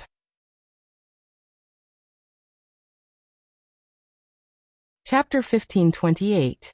This was just a small part of the battlefield. In the other parts of the Langshan camp, the same scene was happening at the same time. One after another, the patrolling soldiers were killed. One after another, the soldiers of the 3 provinces did not even have the chance to struggle before their souls returned to the underworld. In this battle, The first regiment had no intention of taking any prisoners. Although these people were all Han, they had to be prepared to pay the price with their lives. Without taking any prisoners, all the soldiers did not have any misgivings when they took action. They could use whatever skills they had. However, what made them feel regretful was that there were too few opponents. More than 1,600 people were only enough to take care of 2,300 provincial king soldiers. Once a warrior killed more than 2 people, it usually meant that there were warriors who didn't kill anyone. They were not even on the same level. It was not an exaggeration to say that a 25-year-old adult was fighting a 2-year-old child. In less than a quarter of an hour, the 2,300 soldiers were all killed. Only Gung Chun was left in the main room. On the other hand, the 5-star army did not have a single death or injury. There were only a few people who had indignant expressions. It was clear that they had acted too late, and did not manage to kill a single enemy. Sometimes, war was also about equality. Leaving Gung Chun alive was not to say that no one could kill him, but to leave him for their regiment commander Chung Hu. When torches appeared in the camp, Regiment Commander Chung Hu walked into the main tent accompanied by the guards. Just now, he had divided a company of guards into 4 groups to prevent any enemies from escaping. They were not afraid of their whereabouts being exposed, but they felt that it was a disgrace to let the enemy escape from their hands when they were already prepared. However, what made Chung Hu gratified was that from the beginning to the end, not a single enemy had escaped. This was enough to prove that the performance of his 4 battalion commanders was perfect. When he walked into the main tent, he looked at Feng Zhan and the other battalion commanders with a look of praise. Regiment Commander, all the enemies have been killed without leaving a single one. Right now, only their general is still in the main room. Do you want this subordinate to take care of him for you? Battalion Commander Feng Zhan walked up and smiled in a fawning manner. Scram. He casually kicked Feng Zhan's butt, who didn't dodge at all. Then he chuckled and said, "You've all had your fill. It's time for this leader to move his hands and feet." After saying that, Chung Hu strode towards the main room. At this moment, he could already see that there were quite a few soldiers standing outside the main building. They had already surrounded the place and clearly pointed out the enemy general's position. In the main room, Gung Chun was still fast asleep. As soon as the sky turned dark, he would do some exercise. Then he would wake up in the middle of the night. In addition to the normal night patrol, he would also have to do some exercise. This had already become a routine of his life. The soldiers of the cold front moved very lightly, so Gung Chun was not disturbed. It was only when Chung Hu walked into the main room with a few battalion commanders that he suddenly felt something. His right hand instinctively reached under his pillow. There was a dagger there that could be used to injure the enemy in close combat. Get out! When his arm was less than a few inches away from the dagger, he suddenly felt a huge force coming from his arm. Then, Gung Chun felt his entire body fly up and directly hit the paper window of the main tent. His body flew out of the room. Find clothes for them to wear. Chung Hu shook his head as he looked at the 2 Han women shivering under the blankets. Then he turned around and walked out with a face full of anger. In the open space outside the main room, the naked Gung Chun was looking around in horror. He looked at the soldiers of the 5-star army who were looking at him with smiles on their faces. He couldn't imagine how the outside world would become like this when he only took a short nap. Where did his soldiers go? Whether they died or ran away. Why wasn't there any sound at all? He didn't feel like he slept very deeply, so why was it like this? Was this a dream? When he thought of this, Gung Chun slapped himself hard on the face. The sound was quite loud and painful. When the pain came, it attracted the laughter of the soldiers around him. This made him realize that this was not a dream, but reality. Do you think a slap can solve your evil deeds?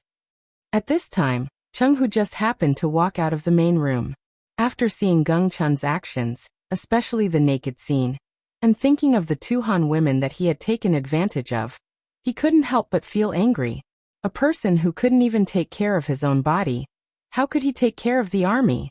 If this person was one of his soldiers, he would have been beheaded long ago. Chung Hu strode out and stood in front of Gung Chun with a dark face. Who are you people?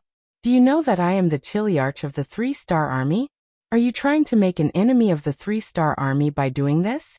Gung Chun had already exposed everything. At this moment he didn't care about shame. Instead, he puffed out his chest and put on an aggressive appearance. Obviously, he wanted to gain the initiative by striking first. Make an enemy? You're not worthy. Chenghu spat. Then he moved his arm and a short sharp blade appeared in his hand. Then, the blade flashed and a large wound appeared on Gung Chun's right arm. Gung Chun's arm was injured and he was bleeding a lot. The pain and the sense of shame made Gung Chun scream involuntarily. Chenghu's face remained indifferent. He took a step forward and waved his sharp blade. As invaders, the moment you made your move, you became the enemy of the 5-star army. Now you still dare to threaten us with such big words? Swoosh. Another blade slashed down on his left arm. I'll fight you to the death. Both of his arms were injured. If this continued, he would become a bloody man. Gung Chun shouted and rushed forward. He wanted to fight back. In the face of the charging figure, Chenghu advanced instead of retreating. In the process of advancing, he leaned his body to the side and easily dodged the opponent's charge. Just as the two sides crossed each other, the sharp blade fell again. This time, it fell right between Gung Chun's crotch. Immediately, a small piece of meat was thrown into the air and separated from Gung Chun's body. Gung Chun, whose little penis was cut off, couldn't help but scream again. His voice was so miserable that it made everyone's expression change. Chenghu was unmoved. Instead, he continued to stride toward Gung Chun, who was shouting and shouting. As he walked, he said, bullying a woman, and a Han woman at that. It's the same as bullying my sisters. You should be punished even more. Another blade flashed and a foot-long wound appeared on Gung Chun's right leg. Finally, he couldn't run anymore and fell to the ground with a plop. Gung Chun, who had been stabbed 4 times in a row, looked at Chenghu, who was slowly walking toward him with a frightened expression. He shouted with all his strength, "Don't cut me anymore. Doesn't the 5-star army give preferential treatment to captives? I surrender, I surrender." Surrender? You're not worthy. After Chenghu's voice fell, he slashed several more times. None of them were fatal. They were all places with thick flesh and blood. Soon Gung Chun, who had fallen to the ground and curled up into a ball, became a bloody man.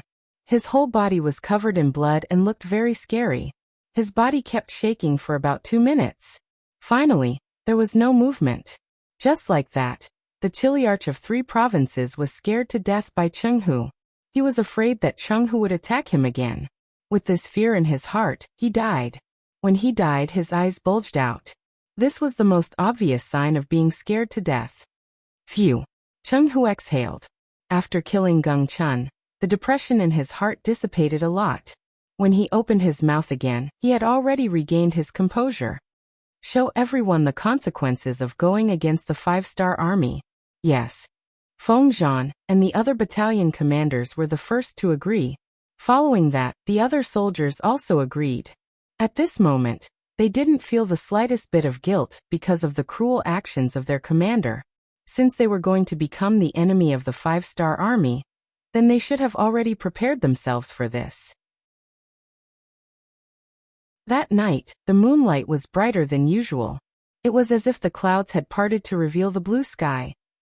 On the night of the 1st Regiment's operation in Lang Son, the 1st Regiment commander, Tung Shan, also came to Vietnam's Beijiang Prefecture and met with the governor, Zhang De.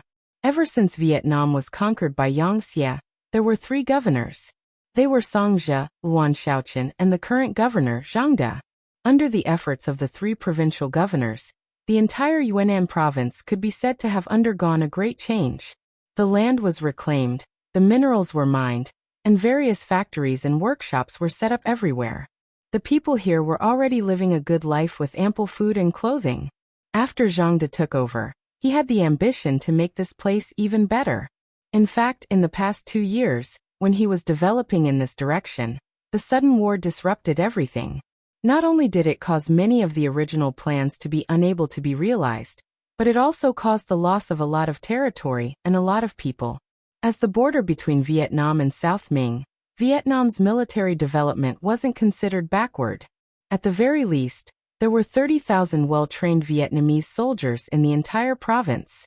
It was because when Myanmar was attacked, they had sent 20,000 soldiers to help. Now that the three provinces suddenly attacked, with only 10,000 soldiers, they naturally couldn't handle it. Lang Son, Kue Dai, and Lang Son fell one after another, forcing them to retreat to Beijiang Prefecture. But even there, they didn't dare to guarantee that they could hold on. In the past few days of fighting, they had already lost 6,000 soldiers. Now there were only 4,000 left in the prefecture. Due to the invasion of the three provinces, Zhang De had started to recruit soldiers. However, the new recruits had no combat experience, and it was fine to let them fight.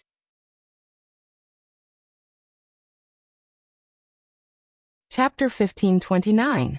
Without sufficient troops, Zhang De could only send telegrams back to Chichen City, at the same time going to the front lines to boost morale.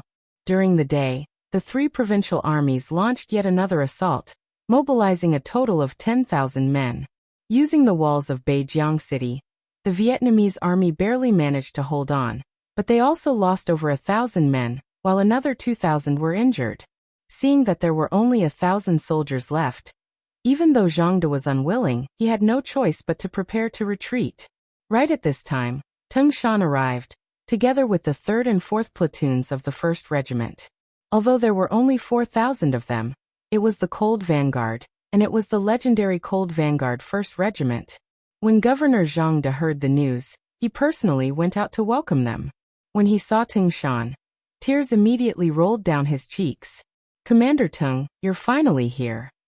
A young general beside Zhang De was also curiously sizing up the group of Cold Vanguard warriors in green military uniforms.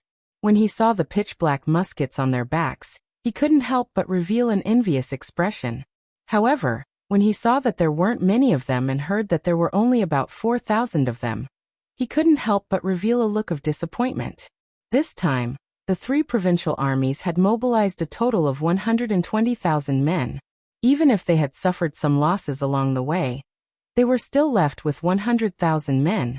Could these 4,000 men really hold on? He had his doubts.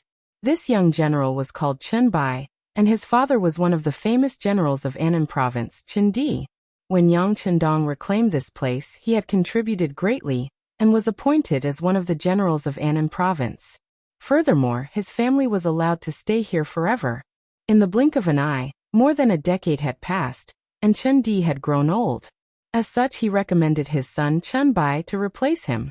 This time, when the three provincial armies attacked, it was Chen Bai who led the army to defend.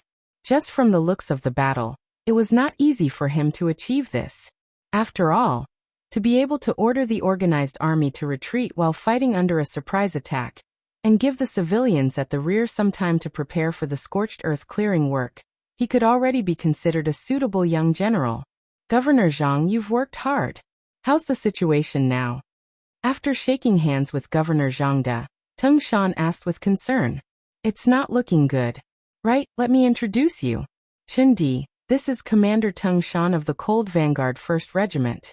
Commander Tung, this is General Chen Bai, who has been fighting with the three provincial armies. Oh, his father is Chen Di. He is one of the three generals appointed by the 6th Young Master."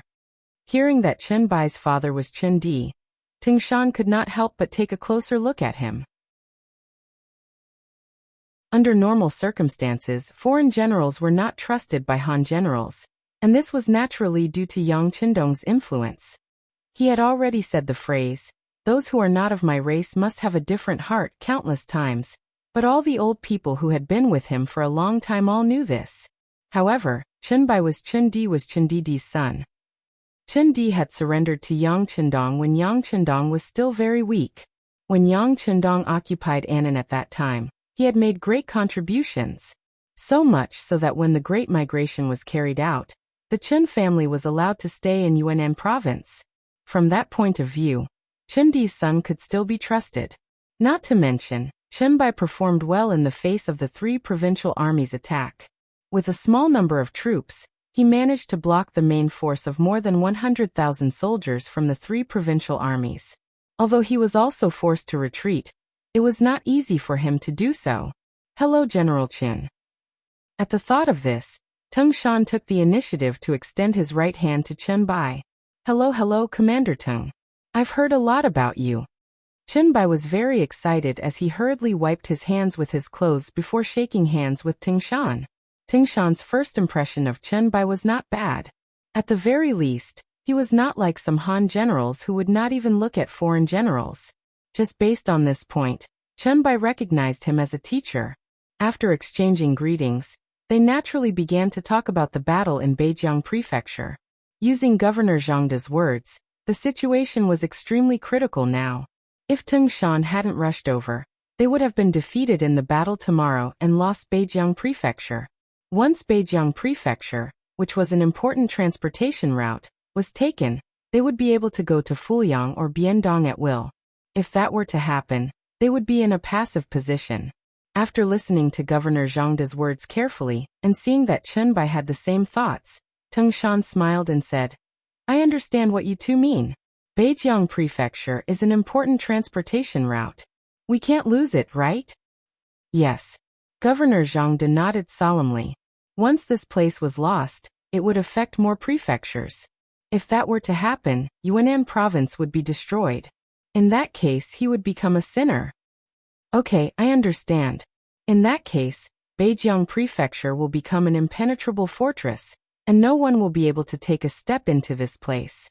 Tingshan nodded solemnly before speaking in a heroic manner. Although he had only brought 2 regiments with him for this trip, with a total of about 4,000 people, with the advanced firearms in their hands and the city walls as their support, the 100,000 soldiers from the 3 provinces really couldn't do anything to him. In fact, if it weren't for Yang Qindong's telegram, he would have probably led Leng Yi's division to attack Zhu Huihua's lair directly if they were to stabilize the situation. However, military orders had to be obeyed. Since Yang Qindong had sent him a telegram, he had to execute it. As for the reason behind this, it was not something that a mere teacher like him could ask. If the 6th young master wanted to tell him, he would naturally tell him. Since he didn't, he wouldn't get an answer even if he asked. Tingshan's arrival gave Zhangda, Chunbai, and the rest some reassurance. However, Leng Yi's division only had more than 4,000 people, after all. Whether or not they could defeat the attack of the 3 provinces tomorrow would depend on reality. They would wait and see. Some people spent the night in apprehension. On the other hand, the Cold Blade warriors who had just arrived all had a good night's sleep. It was also one of the subjects of their usual training. They would rest when they were supposed to so as to ensure that they had sufficient energy for the upcoming battle. If a soldier didn't know how to rest, he wouldn't be considered a good soldier. The night passed peacefully. On the morning of the 2nd day, the soldiers of the cold front had just finished their breakfast when they heard the thunderous sound of war drums. When Tingshan and the others reached the top of the city wall, they could see from afar that the army of the 3 provinces was slowly approaching. From afar, the army of the 3 provinces looked quite imposing. For example, the neat formation, the horizontal and vertical lines, the flags and the many pitch-black cannons that were slowly advancing were all proof that this was a well-trained army. They've even brought out the cannons. Seems like they're definitely going to take down Beijiang Prefecture. When General Chunbai saw this scene, there was some shock in his eyes. Although the previous attacks were also intense, the other party didn't bring out the cannons. However, the fact that they brought out the cannons this time was enough to prove their determination. Similarly, in the face of the cannons' attack, Beijiang Prefecture definitely wouldn't be able to defend if it was still in his hands. Even if it was in the hands of the Cold Blade warriors, Chunbai wasn't confident enough. He couldn't help but look at Commander Tingshan who was beside him. If one was suspicious, one had to use them. That was the philosophy that Yang Qindong had used for the generals of foreign races. That was precisely the reason that Yang Qindong wouldn't arrange any cannons for them in ordinary provinces, in case something really went wrong and they got hurt. That was also the reason why Chunbai was so unfamiliar and fearful of cannons. However, when faced with the same problem, Tingshan and the rest of the Cold Blade warriors weren't unfamiliar with it at all. On the contrary, when they saw the enemy's cannons, they even turned to look at the 2 commanders behind them and chuckled. That's an 80mm cannon. Its muzzle isn't small. Based on their technology, it shouldn't be an explosive round, but a solid round like the Red Barbarian cannon. There's nothing to be afraid of, third leader Feng Hao said with a chuckle. The larger the caliber of the cannon, the more powerful it would be. However, it would also be more troublesome to manufacture. If it was a cannon with a small caliber, they would have to consider if the other party was going to use exploding shells. After all, those things were complicated to manufacture, and they were really powerful. However, with such a large caliber, the chances of them being exploding shells would be extremely slim. Since it wasn't exploding shells, what was there to be afraid of?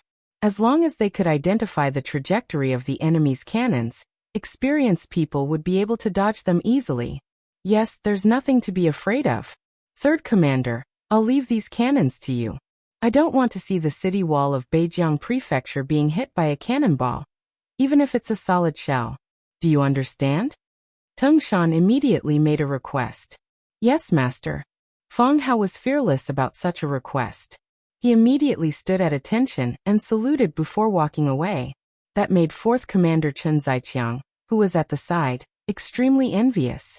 He was still thinking, if I were the one who took on the task just now, would I be the one to destroy the enemy's cannons? Okay, Commander Chen, you don't have to be envious. Immediately send the soldiers of your 4th Regiment to the city tower. After the enemy's cannons are destroyed, they will definitely launch a siege. That will be the time for you to perform. Remember, don't waste any bullets, understand? Tung Shan obviously could tell what Chen Zaiqiang meant. Hence, he gave the order to the 4th Regiment. Yes, please rest assured, Master. Watch the performance of the 4th Regiment, Chen Zaiqiang chuckled. Putting on a performance was enough to prove his confidence and his recognition of the marksmanship of the soldiers of the 4th Regiment.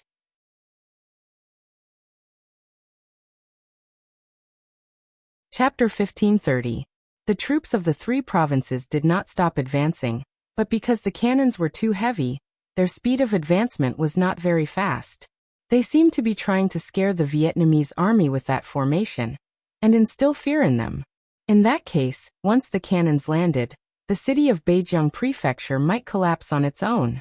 Wang Zhanjiang, the commander of the troops of the 3 provinces, was very proud of that move. He had already asked around and found out that there were only slightly more than 1,000 Vietnamese soldiers in Beijiang Prefecture. In front of his army of 100,000 soldiers, that was not even enough to fill the gaps between his teeth. If it were in the past, he might not even take out something as good as the cannons. After all, it was one of his trump cards that he would only use in times of crisis. However, the king of the 3 provinces, Zhu Huifu, sent someone to inform him that the elite Lung Fong of the 5-star army was about to arrive at the battlefield in Vietnam. That was an army of pure firearms, which made Wang Zhanjiang feel the pressure. He was determined not to wait any longer. Hence, he took out the cannons with the intention of completely conquering Beijiang Prefecture. By then, he would be able to go anywhere. By then, even if the Lung Fong came, they would not be able to do anything to him if they had too few people. With full confidence, the cannons appeared and pressed towards the front of Beijiang Prefecture. At this moment, Feng Hao, the commander of the 3rd Regiment, had also led the regiment's artillery battery up the city tower, and began adjusting the cannons. He did not forget Commander Tung Shan's words just now. He did not allow any cannons to land on the city walls of Beijiang Prefecture. In other words, he could not give the enemy a chance to fire the cannons. Even so, he had to speed up. 6 100mm mortars were placed on the city tower. Commander Feng Hao personally took command and tested the first cannonball. Everyone listened to the command and prepared for the first test shot. Target: enemy cannons. High 2 3 3 3 to the north, 2 to the east, 2 to the right, 6 to the right, fire. Boom. A cannonball was fired from the barrel and blasted towards the troops of the 3 provinces that were slowly approaching. After the sound of the cannons, there was the sound of the cannonballs exploding. Under the aftermath of the explosion, when the cannonballs landed in the middle of the army of the 3 provinces, a small piece of empty space was blasted open. Within 30 to 40 feet of the explosion, all the soldiers of the 3 provinces were either killed or injured.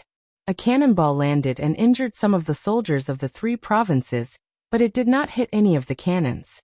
Instead, it exploded a few feet behind the cannons. Looking at this scene, Feng Hao muttered, "The goat's horns are a little high." Come on, adjust a little more and get ready to fire. After just one round, Feng Hao already had a good idea of where the cannon would land. When he opened his mouth again, his face was filled with confidence. Target. Enemy artillery. The 6 cannons were positioned 2 or 3 times higher. The north side was positioned 2 or 3 times higher. The north side was positioned 2 or 3 times higher. The direction was positioned 2 or 3 times higher. And the direction was positioned 2 or 3 times higher. 3, 2, 1, fire. After Feng Hao recited a series of professional terms, the 6 cannoneers continuously adjusted the direction of the cannons in their hands. When the number 1 was finished, the 6 cannoneers simultaneously sounded. Then, the 6 cannoneers landed on the ground. The cannoneers flew over the city walls and landed on the soldiers of the 3 provinces. Boom, boom, boom. Boom, boom, boom. After the adjustments, the accuracy of the cannoneers greatly increased. Out of the 6 cannonballs, a total of 4 cannonballs hit the enemy cannons. This attracted the cheers of Governor Zhang Da and General Chen Bai on the city walls. What's going on? Commander Feng Hao did not look happy at all. On the contrary, he turned his head and stared fiercely at the 2 cannoneers who did not hit the target. He looked at the 2 cannoneers who lowered their heads and did not speak. It was normal for the cannoneers to have some deviation. Not to mention that the enemy cannons were constantly moving. Although the speed was very slow, it was still moving. To be able to hit 4 out of 6 cannoneers was already a very good result. In any cold vanguard division, such a standard was enough to make them proud. However, the problem was that this was the first division of the Lungfeng division. These people were all instructors. Even the 2 cannoneers had taught thousands of students. Now that it was their turn to attack, they actually missed. It was really a terrible feeling. After being reprimanded by Feng Hao, the 2 cannoneers also became ruthless. They first stood up and observed the position of the target. Then, they ordered someone to reload the cannoneers and fired the cannoneers. Fortunately, they finally hit the target this time. The cannoneers landed less than 10 feet away from the cannoneers of the 3 provinces. The powerful shockwave directly destroyed the cannoneers and overturned them on the ground. Cannoneers were fired one after another. The cannoneers of the 3 provinces had one less cannon after another. Within a short period of time, all 30 cannoneers were destroyed. As expected, Commander Tengshan's request was met. Not a single cannoneer was allowed to land on the city walls of Beijiang Prefecture. This result also shocked Zhang Da and Chen Bai, who were watching at the side. They did not expect the cannoneers of the 1st Division of the Lungfeng Division to be so powerful. While the 1st Division of the Lungfeng Division was impressive, the soldiers of the 3 provinces suffered. When the commander of the troops, Wang Zhanjiang, saw that the 30 cannoneers that he had sent out had all been destroyed before they could even reach the designated firing position, he was infuriated. Someone, order the front troops to launch an attack.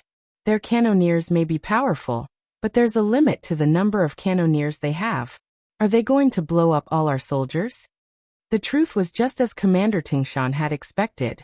After the cannoneers failed, the soldiers of the 3 provinces launched a ground attack. After receiving the order, 10,000 soldiers of the 3 provinces rushed towards Beijiang Prefecture like an avalanche. Hee, good timing. Everyone listen up. Aim at the target before you fire. Don't embarrass us. Try to eliminate one enemy with one bullet. The 4th Regiment commander, Chen Zaiqiang's yell resounded throughout the entire city tower of Beijiang Prefecture. Afterwards, when the 2 sides were about 400 to 500 steps away, the soldiers of the Lungfeng Division began firing. As the bullets whizzed out of the barrels, the soldiers of the 3 provinces who were charging at the front fell into a pool of blood one after another. From afar, it looked like they were harvesting chives. They were in a neat and orderly manner. More and more soldiers of the 3 provinces fell in the path of the charge, making the soldiers behind who were ready to attack look terrified. They were humans of flesh and blood.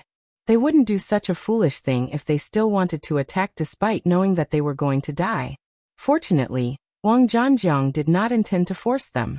After seeing the amazing marksmanship of the Lungfeng Division, he knew that the morale of the soldiers was now in a mess. If they were to attack, they might not succeed even if they had to pay a huge price. Since that was the case, he had no choice but to order the entire army to stop attacking and retreat. It seemed that the attack this time was as loud as thunder, but small as raindrops. The 3 provinces came and went. On the city tower, Zhang De, Chen Bai, and the rest couldn't help but heave a sigh of relief before cheering. They finally believed that even though the number of Lung Feng's soldiers was small, they would have no problem defending Beijiang Prefecture with them around. Tung Shan, who had long known everything, watched calmly as the soldiers of the 3 provinces retreated. He was still thinking that if he were to launch an attack now, he would definitely be able to achieve twice the result with half the effort. Unfortunately, military orders had to be obeyed. His mission was only to defend Beijiang Prefecture, and he couldn't doubt anything else. After Wang Zhanjiang retreated, he even sent someone to report the appearance of Lung Feng to the 3 provincial kings immediately. Lung Feng's sudden appearance had indeed caught everyone off guard. However, in the letter, Wang Zhanjiang expressed that he would continue to work hard even if he failed this time. He did not mention whether he would be able to withstand Lung Feng's attack. Perhaps he didn't even think about whether the 5-star army, which only had a few thousand soldiers, would dare to attack their 100,000-strong army. That was the outcome that Yang Chendong wanted. It all started with the secret telegram sent by Yao Yingjun. Yao Yingjun, the backbone of the security bureau, was also one of the elders. Due to his good looks, he was arranged to stay by Zhu Huiyun's side. He got to know Zhu Lian, the princess of Yongxing County, and won her heart. In the end, Zhu Huiyun rebelled, which also meant that his mission was completed, and he could return to the security bureau to report. However, he didn't do that and instead protected Zhu Lian to escape from the clutches of the demons. He then formed an opposing force and started causing trouble behind Zhu Huiyun's back. Although Yao Yingjun left with Zhu Lian, he still arranged for some intelligence personnel to stay by Zhu Huiyun's side. Although they were not important figures, they could still find out some information that outsiders couldn't. Not long ago, the spy sent some information that a Mr. Mo had become a frequent visitor of the 3 provincial kings' residences. According to their observations, this person should have a certain connection with the higher-ups of Yangxie. For example, Zhu Huiyun found out about Lung Yi's reinforcements in Yunnan province in advance. There was actually such a thing? After Yao Yingjun found out, he naturally didn't dare to be careless. He immediately used the radio to report to the higher-ups. When it was sent to Yang Chendong, he was really shocked. How powerful was the Yang faction? Everyone who was involved in it had a deep feeling. With such a powerful backing, Yang Chendong couldn't figure out who would side with an outsider. He didn't believe that Zhu Huiyun had arranged for someone to enter Yangxie in advance. It wasn't that he looked down on the 3 provincial kings, but this person didn't have such vision. From the information reported by Yao Yingjun, the person who contacted Zhu Huiyun knew a lot of things. This proved that the person's rank wasn't too low. Then it was a high-level cadre? Who could it be? Yang Chendong felt a chill down his spine when he thought about how there were spies among the senior officers under his command, or people who had done something unfavorable to him. If this tumor wasn't dealt with, then wouldn't he have to sleep with one eye open?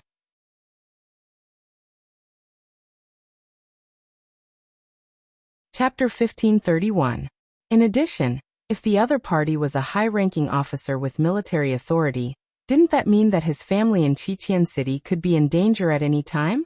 Although Yang Wu had always been responsible for the safety of the royal palace, it was still reassuring.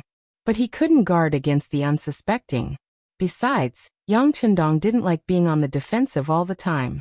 He had to find out the big traitor, and to achieve this goal, he couldn't kill Zhu Huiqiang now. Otherwise, what if the traitor disappeared again when he saw that things were not going well? He wanted to personally meet Zhu Huiyun and see if there was a chance to find this traitor. Yang Chendong even had a feeling that even Zhu Huiyun didn't know who the person who had given him information on Yangxie was. This was the truly frightening part. This was why Yang Chendong had sent a telegram to Tangshan, ordering him not to take the initiative to attack. All he needed to do was defend Beijiang Prefecture and prevent the 5 provinces' army from entering Vietnam to cause trouble. The timely appearance of Beijiang Prefecture's 1st Division Lung had thwarted their plan to enter Vietnam. When the telegram was sent to Yang Chendong, he could finally breathe a sigh of relief. Then, his gaze fell on the Timur Empire that was surrounded by enemies. Because of the heavy snow, the Five-Star Army's attack had been forced to stop. While they were resting, they had also begun another operation, and that was to cause internal strife in the Timur Empire. After repeated battles, the situation had undergone a fundamental change. Of the 200,000 cavalry of the Timur Empire, 100,000 had been heavily injured, leaving only 150,000. The military strength of the Timur Empire had been severely weakened. The main forces of the Five-Star Army had smoothly joined forces, forming a massive encirclement around the enemy, turning it into a beast in a cage. As a result, the people of the Timur Empire were in a state of panic. Other than the Crimean army and the distant Yusang army, the other Khaganates had all fallen into the hands of Yang Xie. They had no outside help or hope. With these three advantages, the people of the Timur Empire were in a state of panic. There were many people who feared death, and many who wanted to surrender. Just like when they had dealt with the Golden Horde, the reason they had been able to achieve victory so quickly and easily was largely due to the surrender of Gray and the others.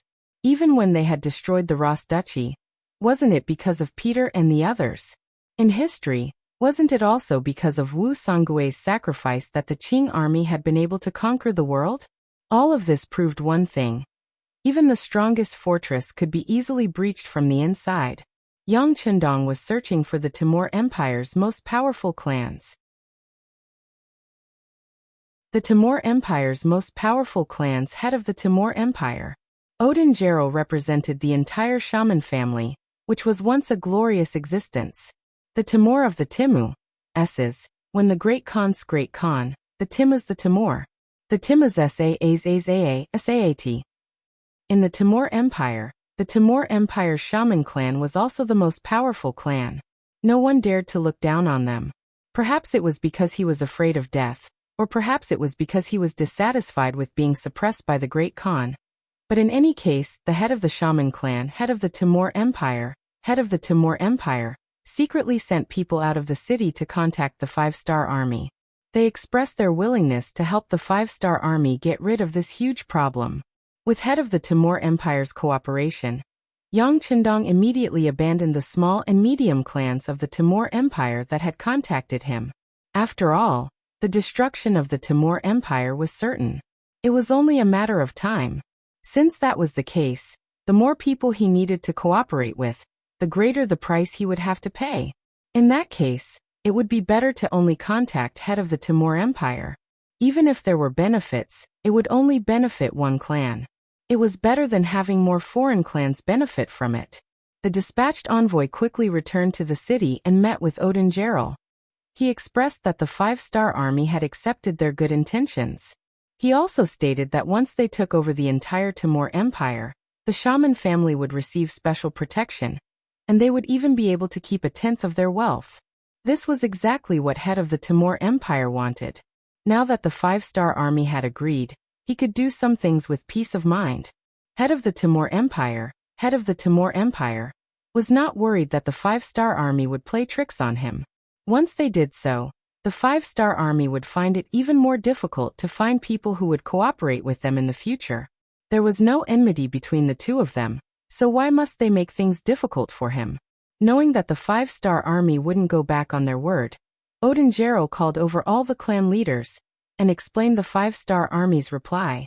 Previously, the family had held a meeting to discuss the surrender of the Five-Star Army. Back then, it had been unanimously approved. Now that everyone was informed, it was time for them to take action. As expected of one of the greatest nobles, the descendants of the Shaman family had already infiltrated all walks of life in the Timur Empire. Even in the army, there were many disciples. Once these people gathered together, the power they could display was very strong. Even Khan Amor had to give them some face.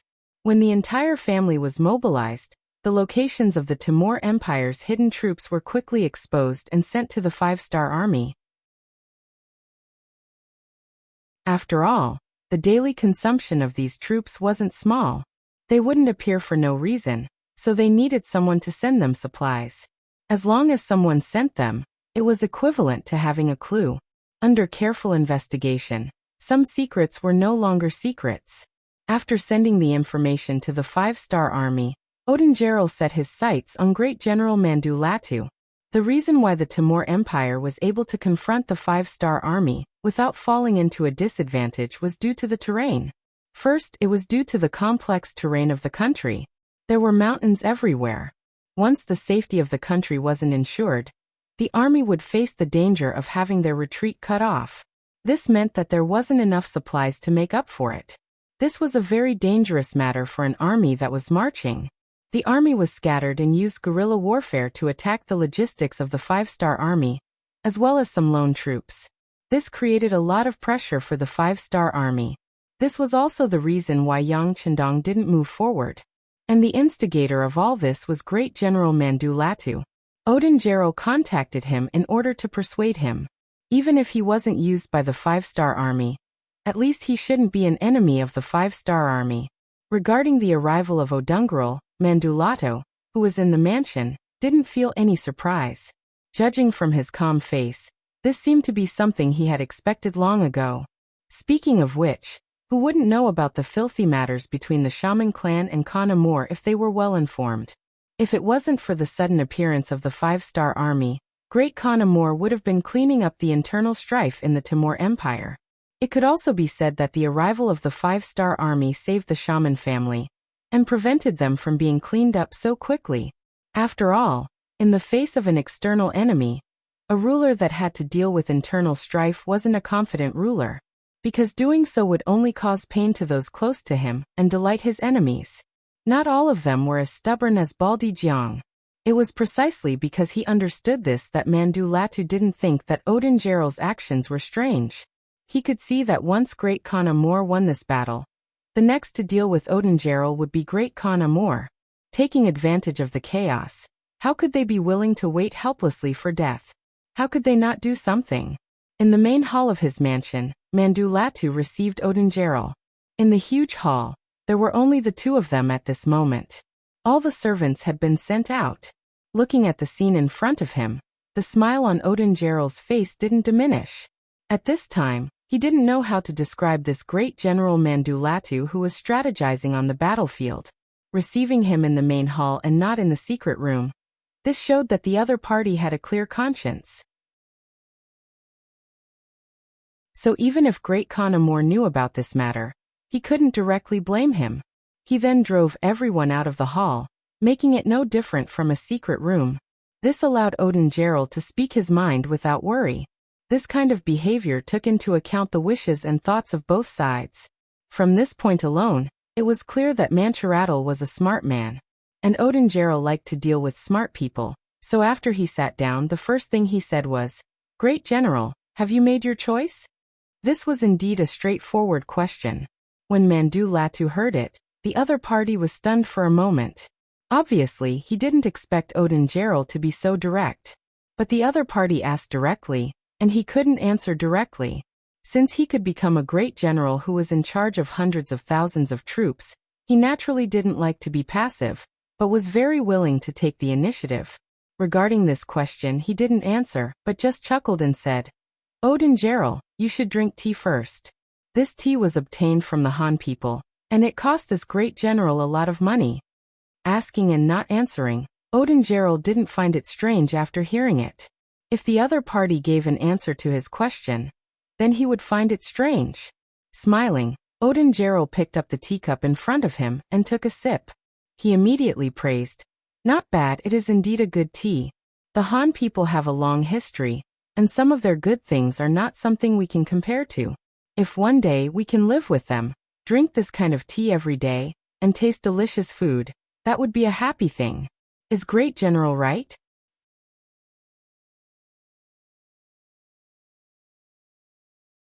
Chapter 1532. Soon the topic changed from drinking tea to the main topic. When Mandulatu heard this, he couldn't help but admire the other party's quick-wittedness. But he still couldn't answer directly, so he smiled and said, "Are we going to the Han people's place? I'm afraid they won't welcome us." "How do you know without trying? Speaking of which, I have some friendship with the Han people, especially the King Wunan of Damyang. We have already established a connection. Presumably, as a friend, If I make a small request, he will certainly satisfy it. Odengerel had a very sincere smile on his face, giving people the feeling that he and Yang Chendong were old friends. In front of a general, talking about the benefits of the enemy's commander-in-chief was already a taboo, but Odengerel didn't care at all. Obviously, he had already made up his mind and wasn't going to change it. After hearing these words, Mandu Latu became silent. After probing again and again, Odengerel finally pointed out the main topic. At this moment, he had no choice but to express his attitude. It's just that this attitude was really not easy to express. He already knew that the three provincial kings of the Southern Ming Empire and Banj Empire were acting separately. Now the five-star army's backyard should be on fire. At this moment, it's not the time to make a final decision. If the five-star army couldn't withstand this pressure, and withdrew back to their country to quell the chaos, then the danger of the Timur Empire would be eliminated. Then Great Khan Amor would be victorious. At this time, standing on Odengerel's side, wouldn't it be suicidal? Mandu Latu had his own worries and thoughts, so he didn't answer this question immediately. In this regard, Odengerel, who saw everything in his eyes, wasn't surprised. On the contrary, he was a little happy. He was most afraid of the other party's rejection. If that's the case, then whatever he wants to say will be useless. It's not impossible for the other party to directly capture him and send him to the Great Khan. Although he had already made this decision on the way here, he still didn't want the worst result to happen, because it means that whether the Great Khan Amor wins or loses in the end, he will be a loser. Therefore, what he wanted was for the other party to remain silent. Only then would he have the opportunity to speak more of his thoughts. General, I know what you're hesitating about. I also know what you're worried about. However, I don't know if you've thought about it, but the Timur Empire's current state is not due to Amor's contributions alone, nor is it due to his father, Abu Said Mirza's contributions. Instead, it is the result of everyone's efforts. But now he thinks that his position is stable, so he wants to get rid of those who disagree with him. If he wants to monopolize everything, will others allow it? Today they made an example out of our shaman clan. Once they succeed and get the benefits, they might make an example out of someone else. For example, Great General, if you can defeat the five-star army this time, then your contribution will be so great that I'm afraid it will cause some people to be vigilant. The Han people have a saying, great contributions shake the Lord. And there is another saying, after the birds have flown, the bow is put away. When that time comes, do you think you will still be valued and not be suspected? Speaking up to here, Odengerel couldn't help but sneer. I'm afraid that when that time comes, the fate of our shaman clan will be a lesson to you, Great General. At this moment, Mandu Latu's face finally trembled. To be honest, it wasn't that he didn't consider this problem, but he thought that with the shaman clan in front of him, the Great Khan would definitely not make a move on him. But what Odengerel said was right. Once the shaman clan was dealt with, what would happen? He would become the one who stood out. And with a more suspicious nature, even if he lost his military power, it would be difficult for him to have a good ending. This was the saying, accompanying a ruler is like accompanying a tiger. This was the sorrow of a capable minister. If a capable minister met a good master, then perhaps it would be better. But once they met a master with a strong jealousy, the end result was predictable. History also proved that a capable minister didn't have a good ending. Mandu Latu's face changed. This was a good change. In Odengerel's eyes, he was confident. But he still felt that it wasn't enough, so he continued. At least the Great General is worried about whether the five-star army will withdraw or not. This is actually not a problem. A Han army that even destroyed the Golden Horde, how could it easily submit to a small Bangra and the Southern Ming king? Even if he has no choice but to retreat for the time being, look at our surroundings. The previous Khanates no longer exist. Only the Khanate of Crimea is left. Once the five-star army takes care of their own backyard, how are we going to face them? Yes, the Khanate. At that time, will there still be people who will find trouble with the five-star army and attract their attention? Great General, don't you think how unreliable is it to entrust the hope of survival to others? This shouldn't be your style, right? Even Odengerel said this. At this moment, Mandulatu didn't know what to say. At this moment, he had to admit that Odungerel was indeed a good diplomat. In the face of such a person, he had already lost a round in terms of language. Okay, but I don't know what kind of agreement you have with the King Wunan of Damyang. What can I do? What can I get in return? Finally, Mandulatu lowered his head. Not for anything else, even if he wasn't afraid of death, he still had to consider the safety of his family and dozens of people. He could die on the battlefield, but that was under the premise that the Great Khan guaranteed the safety of his family. If he died and his family also died, then he would be the greatest sinner, and he would die with everlasting regret. Ha. Odungerel finally laughed. He knew that the matter was settled. His nemesis Amor would not live for long. He was about to win, although this victory was at the cost of his country. But for him, if he didn't borrow the power of the 5-star army, the one who would die in the end would be him. If he didn't even have his life, what country would he talk about? What nation would he talk about? It was a day later that Yang Chendong got the news. When he saw the messenger sent by Odungerel, saying that Mandulatu would also surrender, but please give him the same treatment as the shaman family, he agreed without hesitation. Even Yang Chendong had to admit that this Mandulatu was a difficult opponent. The guerrilla warfare he used, combined with the terrain, really gave him a headache. But if he could just spare this person's life in exchange for victory, of course he wouldn't object. If the other party was willing, he would even put him in an important position. But this was just an idea. Mandulatu was different from Odungerel. The latter really hated Amor, so much so that he hated the entire Timur Empire. Mandulatu was different. He had no choice but to surrender for the safety of his family and the general situation. Such a person still had a national complex. So even if you used him, what could he do if he didn't put in any effort? Let's not think about this first. At least Mandulatu was on his side. Yang Chendong was now ready for everything, except for the east wind. This east wind was the time when the ice and snow would melt. March 1465 AD. The heavy snow that hadn't been seen in 100 years finally began to melt. The 5-star army that surrounded the Timur Empire also began to move. They began to march forward in several different directions. Amor, who received the news, was shocked, but he didn't panic. He immediately sent someone to inform Mandulatu and let him move the arranged ambushes to disrupt the 5-star army's line of sight, cut off the enemy's logistical supplies, and delay the enemy's advance. As long as the time passed, the 5-star army would have the possibility of retreating. Although the city was very lively this winter, due to the current tense situation, many people jumped out to surrender. But Amur had never doubted his great general, Manduratu. He understood the other party. This was a smart person. In addition, he knew that the shaman family was his current enemy. As long as the situation wasn't so bad that it couldn't be saved, he could use this person without worry. If one were to say that Amur was indeed suspicious, then which monarch wouldn't be?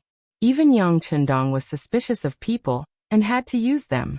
But it also depended on the person. For example, Mandulatu, he did not have too many doubts. Although he knew that many people had gone to him during this period, the informants he sent told him that the Supreme General had not made any move to deploy troops.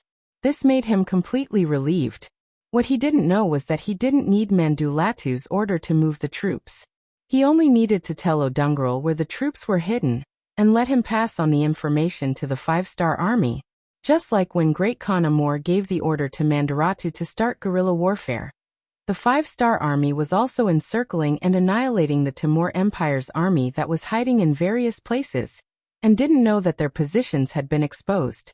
With the 1st Cavalry Division of the World's Cavalry Division and the 1st Cavalry Division, as long as they had a clear target, they could appear as fast as they could without the obstruction of the heavy snow. Then they would charge, and there was no more after that. Unless they had firearms, no one would be a match for these two powerful cavalry units. Over the years, the soldiers of the two armies had become accustomed to living on horses. They could easily sleep, eat, and kill enemies on horseback. After countless battles, they had rich combat experience. They knew what kind of battle formation to face the enemy, and how to find the enemy's weak point in the shortest time to attack.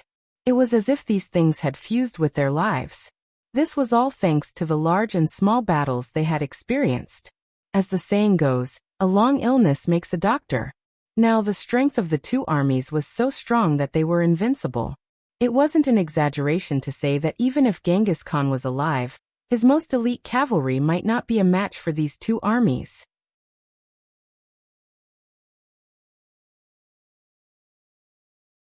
Chapter 1533. With such powerful fighting strength, the outcome of the battle was easy to imagine.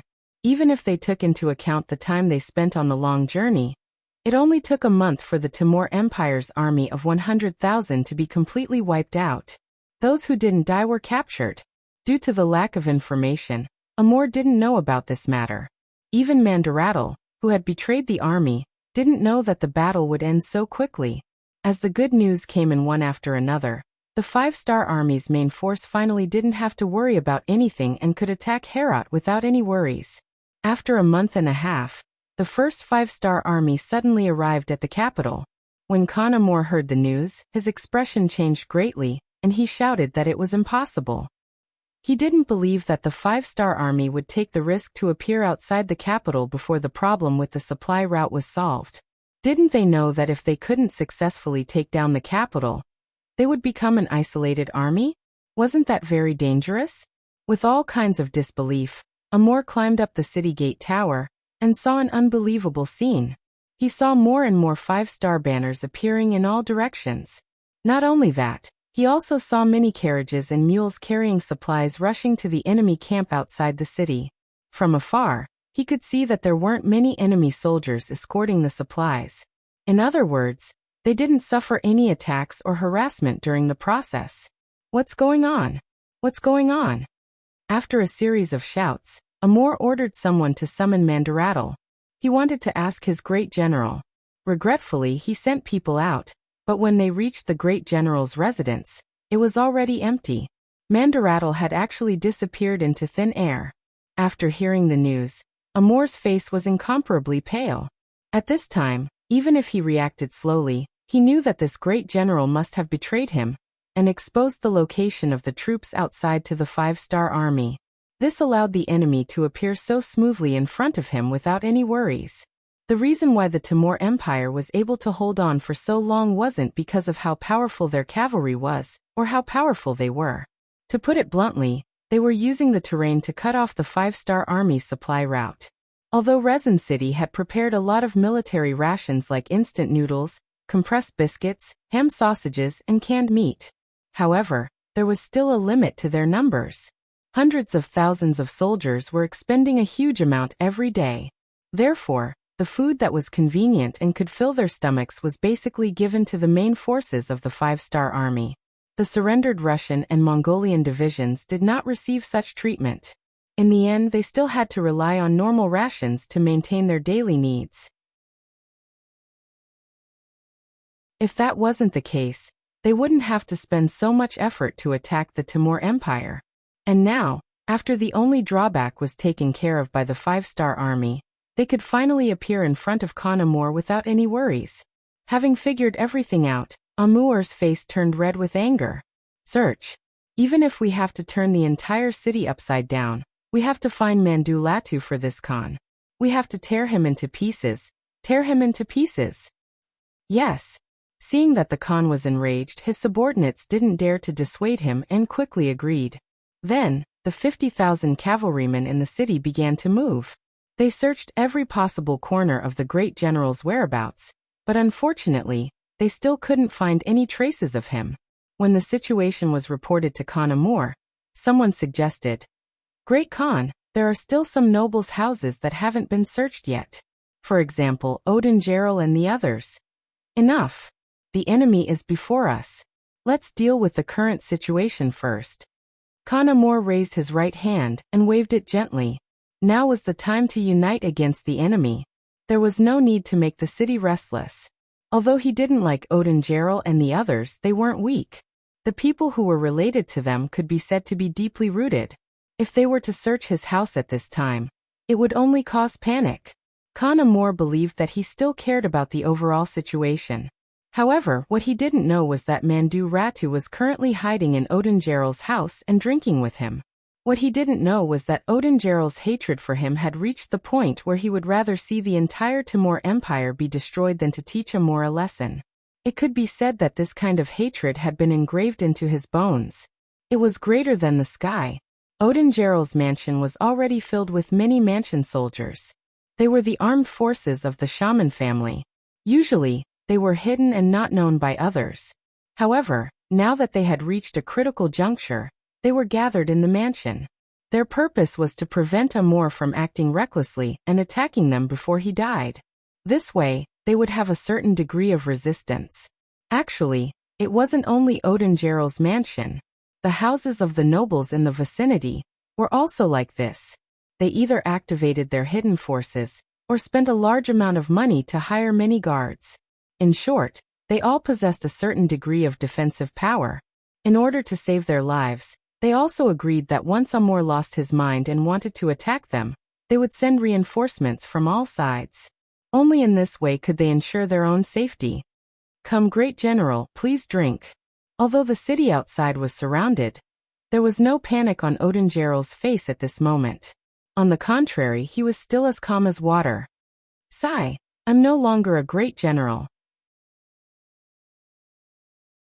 There's no need to call me that in the future.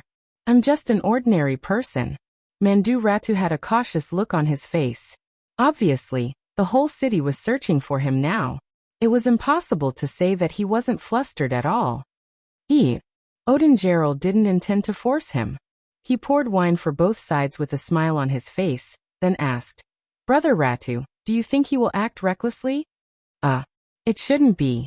The 5-star army is outside the city. He can't even deal with them. How can he come to find trouble with us?" Knowing what the other party wanted to hear, Mandu Ratu said according to his thoughts. "That's true." Hearing this, Odingeral nodded in agreement. He reached out his hand to take the wine glass, but before he put the wine to his lips, he asked again, "Brother Ratu, he won't go crazy, right? You should know that a crazy person can do anything." "No, our great Khan is very wise. He won't go crazy easily," Mandu Ratu said again with certainty. Finally, Odingeral didn't stop asking. Instead, he lightly nodded and said with a smile, Good.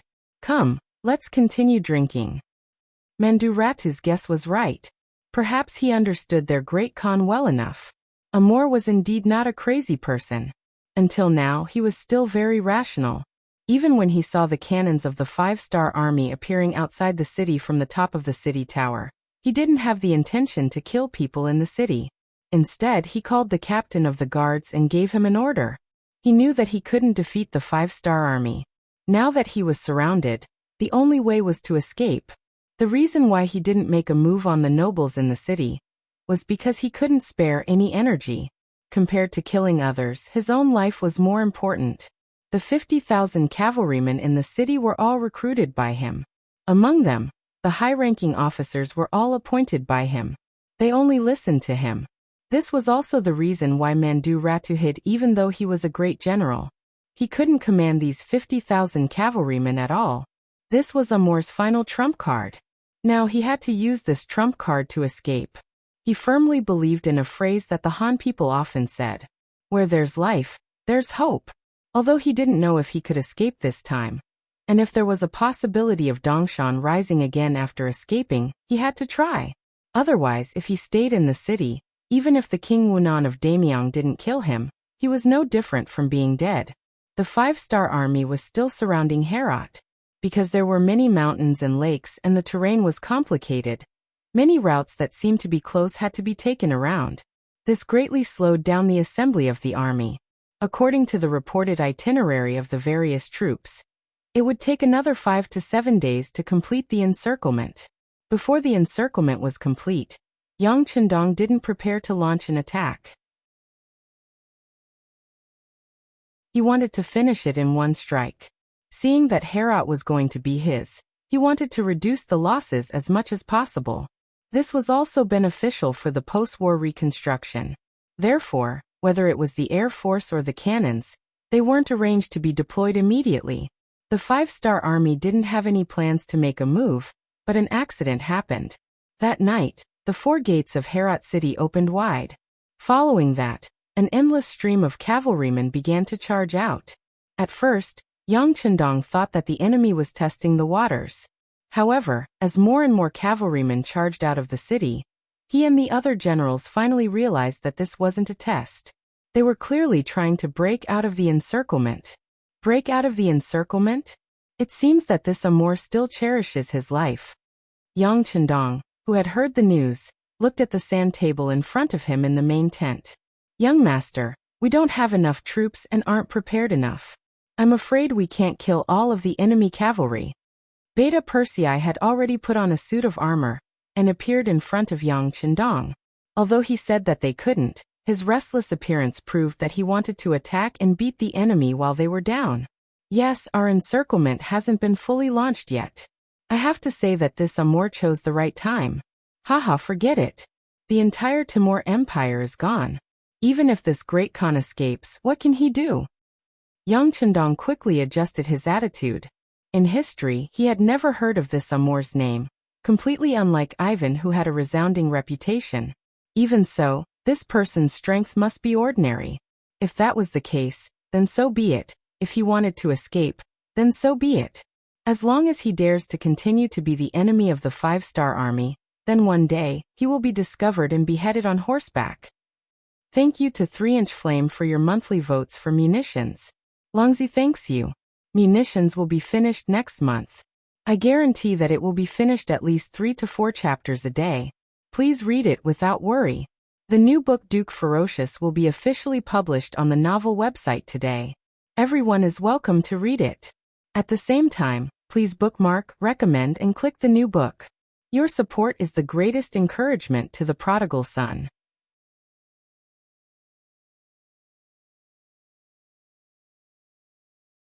Chapter 1534.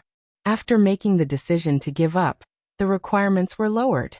Naturally, there was no burden in fighting. Looking at the eager Beta Persei, he said, "Go kill as many enemies as you can. It doesn't matter if you can capture Amu or not. Do your best to severely injure the enemy's strength, understand?" Understood. Beta Persei's eyes were immediately filled with fighting spirit. He smiled and agreed, then turned around and left. Not only Beta Persei, but the 5-star army that had arrived outside the city earlier also sent out troops. They chased after the enemy with the goal of severely injuring the enemy's strength. Facing the 5-star army coming from all directions, Timur's cavalry didn't have the slightest intention of fighting. Like a lizard that had its tail cut off, those that were surrounded surrendered one after another, while those that weren't surrounded fled for their lives. Amor's luck wasn't bad. Under the protection of the palace guards, he, who was wearing an ordinary military uniform, fled with the army. 50,000 cavalry, this was the last force. After paying the price of 20,000 people, Amor fled. It wasn't until 2 years later that he was captured by Bai Shuang, the commander of the Yi army. With Amur's escape, 50,000 cavalry came out of the city. In the entire Herat city, it became an undefended city. At daybreak, the 5-star army smoothly entered the city, and they were welcomed by Odunj Ryle and the other nobles. As for Mandu Latu, he had no intention of joining the 5-star army. He became an ordinary person, and was eventually sent to other provinces to live out his remaining years in a foreign land. With the fall of Herat city, it also heralded the fall of the once glorious and powerful Timur Empire. After staying in the city for only 5 days, Yang Chendong waited for the other armies to gather in the city. After some inquiries and investigations, Yang Chendong summoned his favorite student, Bai Shuang, and handed over this vast territory to him. Logically speaking, Bai Shuang's time in the army was rather short. At the very least, compared to the new army's commander Su He and the world's first cavalry army's commander Tian Hu, he was slightly inferior. However, these people did not want to stay in one place. Instead, they wanted to follow Yang Chendong and display their skills on the battlefield. In the end, White Shuang took on this heavy responsibility. Yang Chendong was very optimistic about this disciple of his. Not only was he talented in both civil and martial arts, but he was also very young and very loyal. With such a person entrusted with such an important task, he was at ease. In the end, the EE Army Corps and Central Asia were established. The position of provincial governor and army commander naturally belonged to Bai Shuang. Under his command were the First Army of the Different Race, 50,000 men. The Second Army of the Different Race, 50,000 men. The Second Army of the Different Race, 50,000 men. The First Army of the Meng, 40,000 men. The Fourth Army of the Meng, 40,000 men. The Fifth Army of the Meng, 40,000 men. The Fourth Army of the Meng, 40,000 men. The Fifth Army of the Meng, 40,000 men. He was in charge of the security and construction of this Khanate region. From a regiment commander who led 2,000 people to the current EE Army Corps commander, who led 200,000 people, Bai Shuang could be said to have walked to the peak of his life. In the face of Yang Qindong's trust, he could only pat his chest and promise that he would reintegrate this area as soon as possible. While moving the population out, he would also move the population in from other areas to achieve the goal of completely erasing the original history. Bai Shuang's thoughts satisfied Yang Qindong. This was exactly what he wanted. He also said that if he needed anything, he could send a telegram at any time. Regardless of whether it was Crimson City or the army, they would do their best to help. Having arranged all this in the 5th month of 1465, Yang Qindong took his main army, including the 1st World Cavalry Division, the 2nd Cold Front Division, the 4th Cold Front Division, the 3rd Cold Front Division, the 3rd Cold Front Division, the 3rd Cold Front Division, the Mabe Division, the 1st Cold Front Division, the 2nd Cold Front Division, the 3rd Cold Front Division, the 1st Cold Front Division, the 2nd Cold Front Division, the 3rd Cold Front Division, the 3rd Cold Front Division, the Mabe Division, the 1st Cold Front Division, the 2nd Cold Front Division, the 3rd Cold Front Division, the 3rd Cold Front Division, the Mabe Division, the 1st Cold Front Division, the 2nd Cold Front Division, and the 3rd Cold Front Division. Seeing Yang Qindong leave with his army, Bai Shuang returned to the army headquarters and summoned the high-ranking officers of the division level and above to discuss how to completely resolve the situation in Central Asia. The first was to send troops to the Crimean Khanate, the only Khanate in the region that still had some influence and had not been affected by the war. Bai Shuang wanted to make this part of Yang Xie's territory. Yang Qindong had already put these matters to the back of his mind. Since he had given everything to Bai Shuang, he had to fully trust him. Right now, what he needed to do was take care of those people who dared to take advantage of the chaos to ambush him. And before that, he still needed to take care of one more matter. Yusang. Yusang in modern-day Tibet had been established by the Yuan dynasty. In the Ming dynasty, it was known as the Yusang Guard, but in reality, it had never truly been ruled by the Great Ming. During the reign of Zhu Yuanzhang, the Ming dynasty had established a certain relationship with Tibet, but this relationship was completely different from what many people had imagined. At the time, Tibet had already been divided into many monasteries and factions, with no single faction holding the dominant position. Although the historical records of the Ming dynasty claimed that Emperor Hongwu had established the Yusang Prefect, Duogon Prefect, and other military and political organizations in Tibet, in reality, this relationship could not even be considered a bond. It was more like a unilateral declaration of the Ming dynasty. This was because the Tibetan leaders who acknowledged this relationship did not have the authority to govern Tibet, and they could not even be considered a mainstream faction. Thus, on the issue of territory, one could not just rule as they wished. At the very least, one had to consider the feelings and attitudes of others. If those who truly had the right to speak did not know or acknowledge the rule of others, what meaning was there in marking out a few administrative regions on the map? It was precisely this sort of place that, after the appearance of the little butterfly Yang Qindong, had completely broken off relations with the Great Ming. Not only that, it had even joined in with the other Khaganate factions to deal with Yang Qindong. Now that the matter with the Khaganates had been resolved, it was naturally time to look for trouble. As long as others did not offend him, he would punish them. How could Yang Qindong allow others to strike him and not retaliate? The new 5 armies had already received the order to deal with Yusang and liberate it, and they had already set off for that place. Now, all that was needed was for the main force of the army to gather them. Once Yusang was pacified, Yang Qindong would move against the Sudan and Bangla.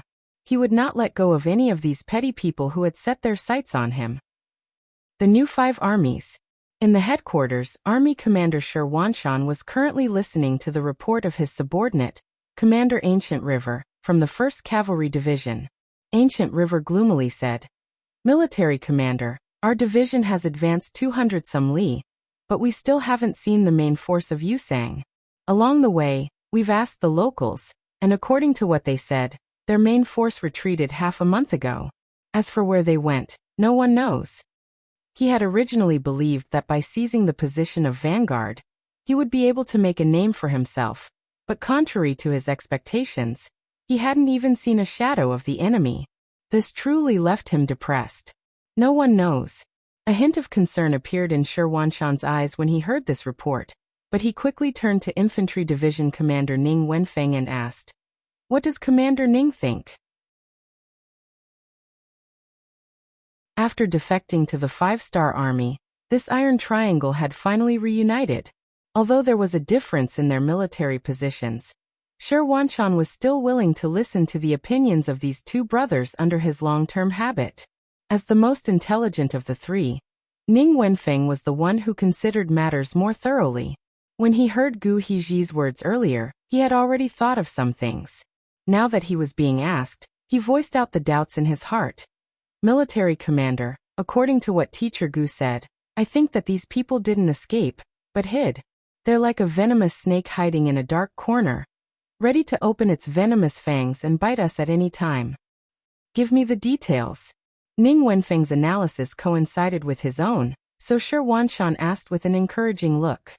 "Yes." After agreeing, Ning Wenfeng continued, "The information sent by the intelligence department says that Yusang was divided into 3 parts. Front Tibet included modern-day Lhasa and the Shannon region. Rear Tibet included modern-day Kaze, and Ngari included the entire northern Tibetan plateau, modern-day Ngari and part of the Naku region. These 3 parts are like the current Baiming of the south, none of them willing to submit to the other. But ever since that Yang Silu appeared, he actually borrowed soldiers from the Sudan to deal with the other 2 parts. Now that he's divided into 3 parts, he's unified, and he even dares to set his sights on our Yangxia. And this sort of person is brimming with ambition. Even before the battle has begun, he's already retreating. This doesn't fit his personality." "Not bad." Sherwanshan nodded in praise. Continue. "Military Commander, this subordinate believes that they've only disappeared because they're waiting for an opportunity. Once the opportunity is ripe, they'll definitely jump out and take a bite. Thus, if we want to fight a decisive battle with them, we must first throw out bait." Ning Wenfeng immediately threw out his own point of view, and a plan to lure the enemy out came out from his mouth. From Saker to the town of Rito, Sherwanshan had followed Ning Wenfeng's instructions and thrown out bait several times, but he still hadn't seen any sign of the enemy. In the end, after traveling 800 li, the army was forced to stop in the vicinity of Sitazang. Altitude sickness had begun to appear in the army, and 30% of the soldiers had already lost the ability to fight due to the lack of oxygen. The rest of the soldiers also showed signs of loss of appetite. This was the frightening aspect of the Yusang region. Very few people who weren't natives of the region could endure this climate without experiencing any changes to their bodies. Looking at the soldiers in the army who were either vomiting incessantly, pale and unsightly, or listless and weak, Sherwanshan, as the commander of the army, became anxious. When they were still 30 li from Sitazang, the new 5 armies stopped. "Order the army to stop." The various divisions began to gather around the headquarters. And as they were doing this, Auxiliary Bishop Wang Dalian was leading 20,000 Tibetan soldiers to surround them. "Great understanding of military supplies will be finished next month. I guarantee that it will be finished at least 3 or 4 chapters a day, so please feel at ease and read it. The new book, The Duke's Ferocity, will be published today on the novel website, and everyone is welcome to read it. At the same time, please bookmark, recommend, and click this new book. Your every support is the greatest encouragement to the prodigal son."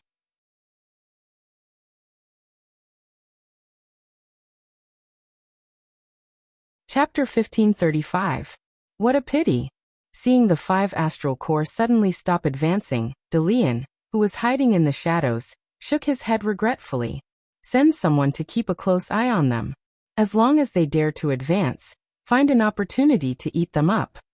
As the assistant king and the lord of this land, although Delian only had 10,000 soldiers, and 5,000 of them were newly assembled, he was still filled with confidence after seeing the performance of the 5-star army. Altitude sickness could instantly turn a strong man into a weak child. He was just waiting for the 5-star army to weaken so that he could strike with all his might.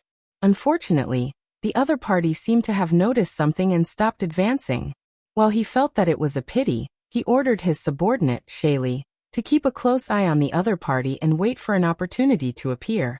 Speaking of which, Yu Sang's army was mainly made up of monks, and the outside world called them monk soldiers. Those who led the army were not called generals, but monks. Shaylee was the monk that Assistant King Delian valued the most, and he was in charge of the monk soldiers. Seeing the 5-star army suddenly stop advancing, Shaylee was puzzled.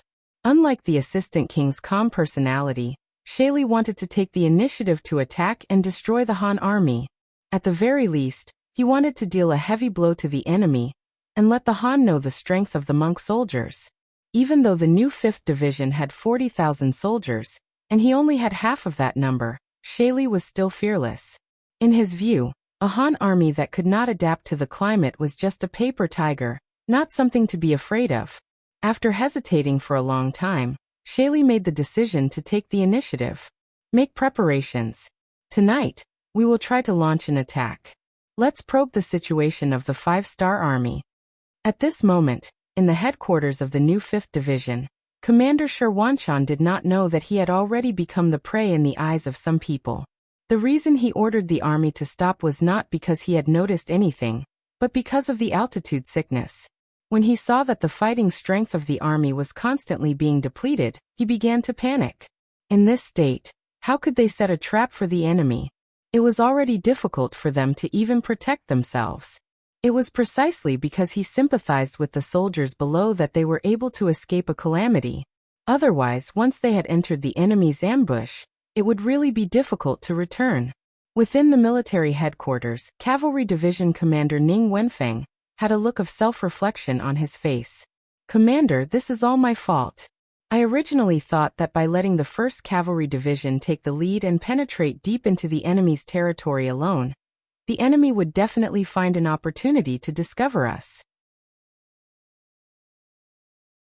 Then we would be able to launch a counterattack and inflict heavy losses on them. But from the looks of it, these Tibetan soldiers are much calmer than we expected. On the contrary, our army has lost a lot of combat power due to altitude sickness. Seeing Ning Wenfeng lower his head and admit his mistake, Sherwanshan shook his head and said, Commander Ning, don't blame yourself. This matter has nothing to do with you. The altitude sickness is so strong that it completely exceeds our imagination. This is the reason why the soldiers are unable to adapt to the altitude sickness. As for the matter of luring the enemy, let's talk about it later. Right now, we should first think about how to solve the soldiers' physical condition and let them recover their combat power. The altitude sickness being so strong was also beyond Sherwanshan's expectations. It was also because of his unusual experience since childhood. As a bandit, after joining the army, he had traveled to all sorts of places. These experiences allowed him to quickly adapt to various climates and didn't cause too much of a reaction. Didn't you see that even the 1st Cavalry Division's commander Gu He, who usually looked like a strong and sturdy man, was currently vomiting and having diarrhea in his tent, losing half his life? If even the general was like this, one could imagine how the ordinary soldiers below would react. Under the current situation, it would be better if they didn't encounter the enemy. Once they did, who knew what would happen? At the thought of the possible problems they might encounter, Sherwanshan's expression became very unsightly. Commander Ning, now is not the time to think about luring the enemy. Instead, we should think about how to protect ourselves first.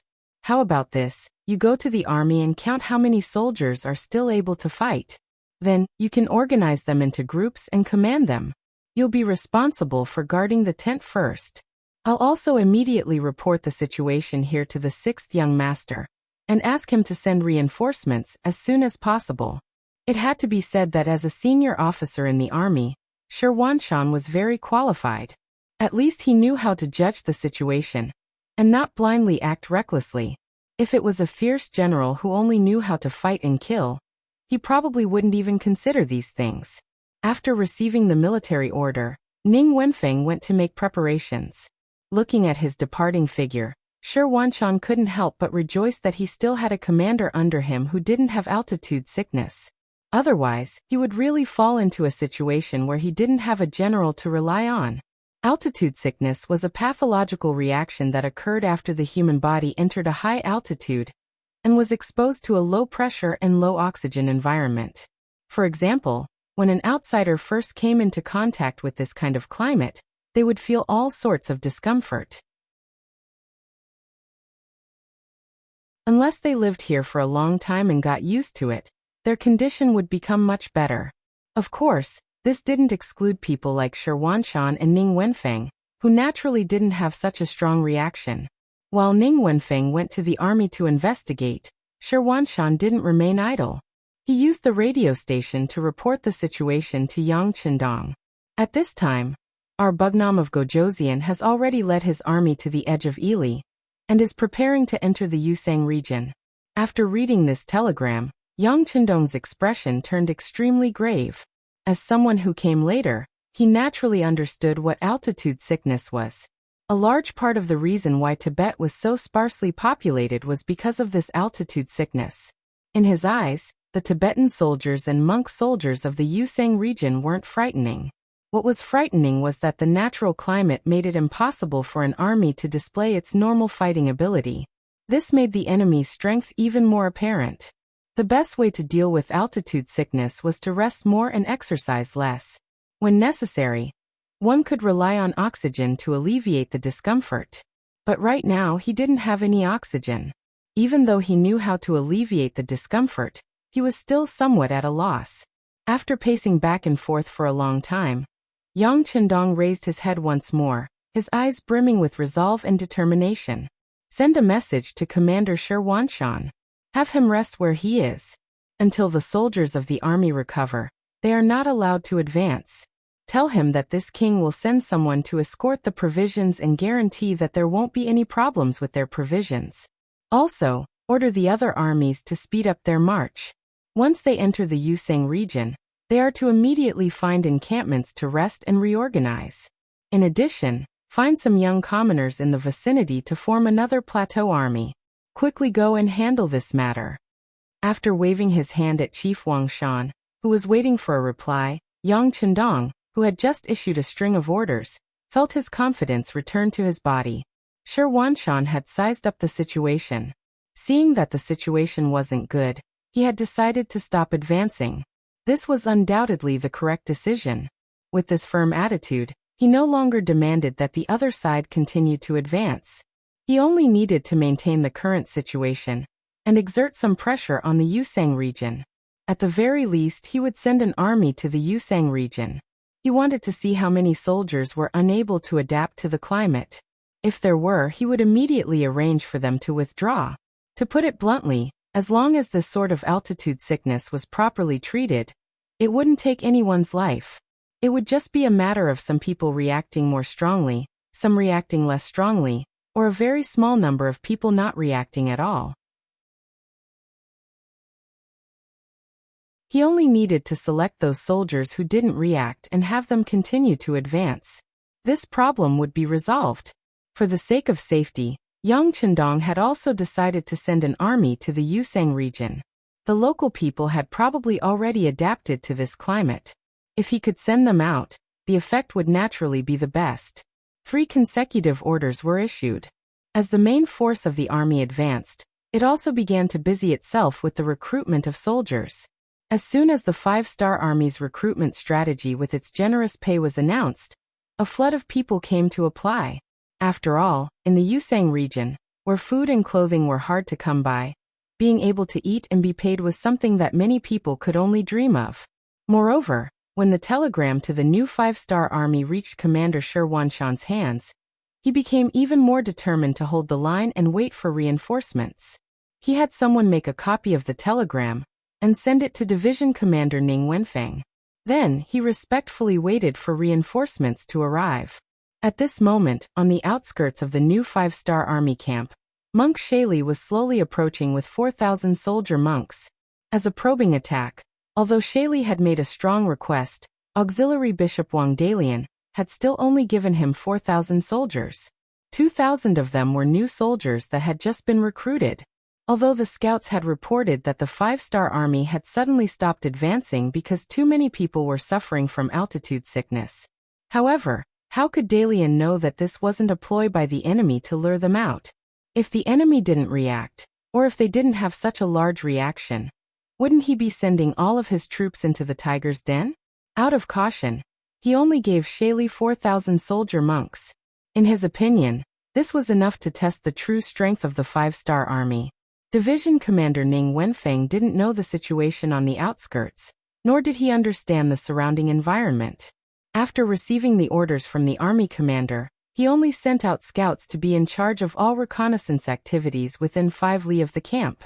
After all, before they had enough strength, if they discovered that the enemy was further away, they wouldn't be able to chase after them. As such, it was better to gather all of their troops into a fist. At the same time, Ning Wenfeng also investigated the entire new 5-star army. He found 15,000 soldiers who didn't have such a strong reaction, and temporarily organized them into a division to be responsible for the safety of the entire new 5-star army. When all of this was done, the sky had already turned completely dark. The camp started to make fires and cook.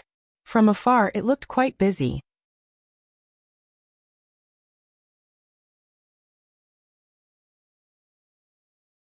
Chapter 1536. Speaking of which, the risk of altitude sickness taking one's life was very low. As long as one could rest in bed for a while after experiencing the sickness, there was a 90% chance that the sickness would be alleviated. And as long as one stayed in this climate for a long time, they would slowly get used to it, and their bodies would recover their various functions until they were as lively as dragons and as lively as tigers. At present, the soldiers and officers who had experienced the sickness were all resting on their beds, waiting for the day when they could get used to it and recover. The only worry was whether the new 5 armies would be able to last until then, or whether the Tibetan soldiers would give them this opportunity to rest and recuperate. This would test Ning Wenfeng's defensive capabilities. Once an enemy appeared, whether he could beat them back at the first moment would affect the enemy's judgment and prevent them from acting recklessly. Although no one knew if these Tibetan soldiers would attack the new 5 armies, Ning Wenfeng had still thought of several ways to deal with the situation. So it was better to be prepared. In the middle of the night, when this division commander was still unable to sleep due to his heavy heart, a policeman suddenly shouted from outside the tent.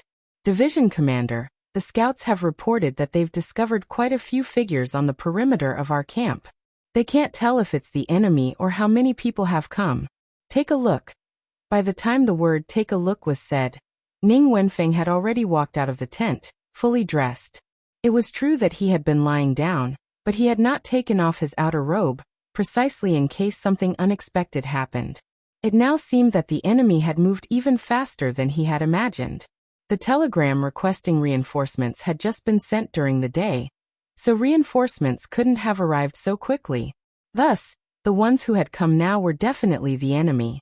The thought of the enemy caused Ning Wenfeng's expression to turn rather grim. He knew very well that if he couldn't beat back the first wave of enemies, the new 5 armies would be in real danger once they saw through the true strength of the enemy. Order! All the commanders and soldiers of the provisional division are to move out with this division commander. Ning Wenfeng had decided that he would either not move or use all his strength. In order to not let the other party see through the true strength of the 5 fresh armies, he gave up on the idea of probing the strength of both sides. The moment he made his move, he would send all of his 15,000 soldiers to give the other party the impression that they were powerful. Only in this way could he achieve the goal of effectively shocking the other party. The new 5 armies quickly became lively. The soldiers of the newly formed temporary division looked for their squad leaders. Squad leaders looked for their platoon leaders. Platoon leaders looked for their company commanders, and so on. Very soon, the first temporary regiment was assembled, followed by the second. All of this was due to the 5-Star Army's training program. One of the training programs, the emergency gathering at night, was very useful at this time. Alright, the 1st and 2nd regiments will follow me and charge out. The other regimental commanders will follow after the formation. There's no need to wait for orders. Knowing that speed was the most important thing in war, Ning Wenfeng shouted and led 2 regiments, a total of 4,000 soldiers, to charge out of the tent. They didn't even try to defend and chose to attack as well. Although doing this would inevitably cause some losses, in order to not let the other party see through their true strength, Ning Wenfeng had no choice but to do this. The movement in the camp quickly woke up the sleeping commander Shi Wanshan. When he heard from his subordinates that the enemy had come to attack the camp, he was shocked. He didn't think that the enemy would appear so quickly. It seemed that the other party had seen through the fact that the soldiers in the army had altitude sickness. Division Commander Ning sent out all the soldiers without altitude sickness at once. Isn't this too risky? A few division-level officers with ugly expressions and weak bodies walked out of their tents and came in front of Shi Wanshan. However, at the same time, there were people who raised different opinions. They believed that for the safety of the camp, they should at least arrange for some people to stay behind. No, Shi Wanshan shook his head and said without any doubt, Commander Ning's method is correct. In order to not let the enemy see through our true strength, the safest method is to go all out in one battle. As for the safety of the camp, with me here there won't be any problems. After saying this, Shi Wanshan took a 3-meter-long broadsword from a guard and held it in his hand. Then he stood in front of the camp like a door god. It was as if he was a man who could stop 10,000 enemies. Men, bring this division master's spear over as well. Seeing this scene, the commander of the 1st Cavalry Division, Ancient River, propped up his sickly body and said to the guards beside him. With Shi Wanshan taking the lead, the commander of the 1st Cavalry Division, Ancient River, the commander of the 2nd Cavalry Division, Liu, and the commander of the 3rd Cavalry Division, Meng Chao, all picked up their weapons and stood in front of the camp. Although some of them were still extremely weak, they would still pick up their weapons and fight to the death if an enemy came to kill them at this time. This kind of stance of wanting to fight to the death influenced more people. Gradually, more and more officers came out of their tents after hearing the news. Finally, many soldiers also walked out of their tents with their sickly bodies, looking as if they were facing death with equanimity. As for Ning Wenfeng, he led 15,000 warriors and rushed out of the tent one after another, fighting with the monk soldiers who were coming at them. In the darkness, Monk Shali also couldn't see how many soldiers came from the 5-Star Army, so he didn't retreat immediately. Instead, he ordered the army to meet them head-on. Since this was a test, how could they know the strength of the other party without fighting? But when he made his move, Monk Shali still had an idea. He arranged for people to take a detour to the 5-Star Army's camp to see what was going on there. He had a feeling that the other party had sent out all the soldiers they could. If this was really the case, the 5-Star Army's camp would definitely be quiet, and he would have achieved the result of probing the other party's strength. Ning Wenfeng, who led the army to charge, was overjoyed when he saw that the monk soldiers didn't retreat after seeing him and instead charged towards him. What he was most worried about was that the other party would retreat. If that was the case, he didn't dare to guarantee that it was the right decision to send people to chase after them. Most importantly, he was worried that under such intense movement, the soldiers' bodies wouldn't be able to withstand it. Would there be a lack of oxygen? If the other party really retreated, he would be in a dilemma. Now that the enemy wasn't retreating, it gave him a good opportunity to annihilate them. In order to show the strength of the 5-Star Army, he had to grab this opportunity. Come on, let's outflank them. We can't let the enemy escape. Ning Wenfeng laughed heartily as he ordered the 5-Star Army behind him to surround the monk soldiers. Relying on their advantage in numbers, they quickly surrounded the monk soldiers. Shali was careful and didn't charge forward with all 4,000 soldiers. Instead, he left behind 1,000 veterans so that if there was a chance, he would kill his way into the 5-Star Army's camp and wreak havoc. And it was this action that saved his life. When he saw that the number of 5-star soldiers was increasing in the darkness, and they had already outnumbered them by 4 to 5 times, his expression became extremely ugly. Why are there so many 5-star army soldiers unharmed? Are they not afraid of altitude sickness? Or did they send out all the people they can? Or is this a trap to lure me into sending out troops? Shali was filled with doubts. He decided to send out scouts to report back to the 5-star army's camp before making a decision. During this time, he could only watch as the 3,000 soldiers he sent out were surrounded and slaughtered by the 5-star army.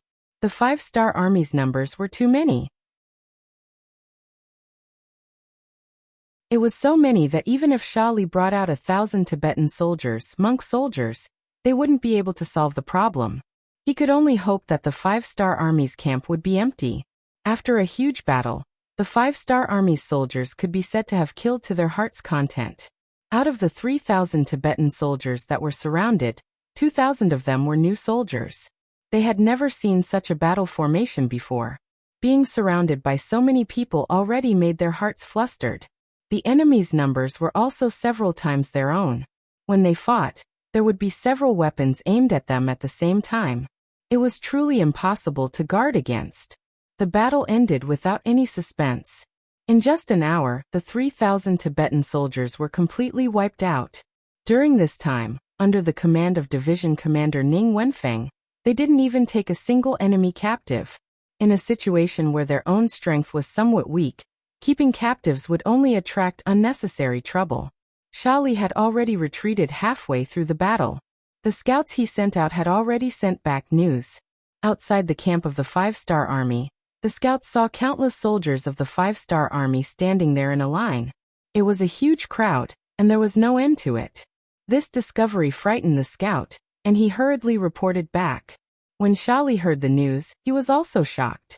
He immediately turned around and left without caring about the soldiers that were being killed. This time, the probing ended in a huge defeat. After Ning Wenfeng won this battle, he ordered the soldiers to chop off the heads of the Tibetan soldiers. He wanted to build a capital to intimidate the enemy. When he finished cleaning up the battlefield and returned to the camp, he saw Division Commander Shi Wanshan leading a group of people to guard the entrance of the camp. The smart Ning Wenfeng quickly understood what had happened. He hurriedly took large strides forward and half knelt in front of Shi Wanshan to beg for forgiveness. Division Commander, it is this subordinate's negligence.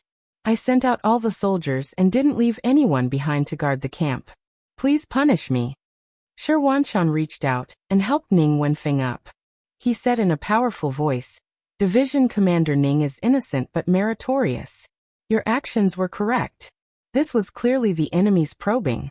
If we couldn't beat them in one go, there would be endless trouble in the future. Well done. Military supply de Ming will be finished next month. I guarantee that it will be finished at least 3 or 4 chapters a day. Please feel free to read it. The new book Duke Fierce will be officially released on the novel website today. Everyone is welcome to read it.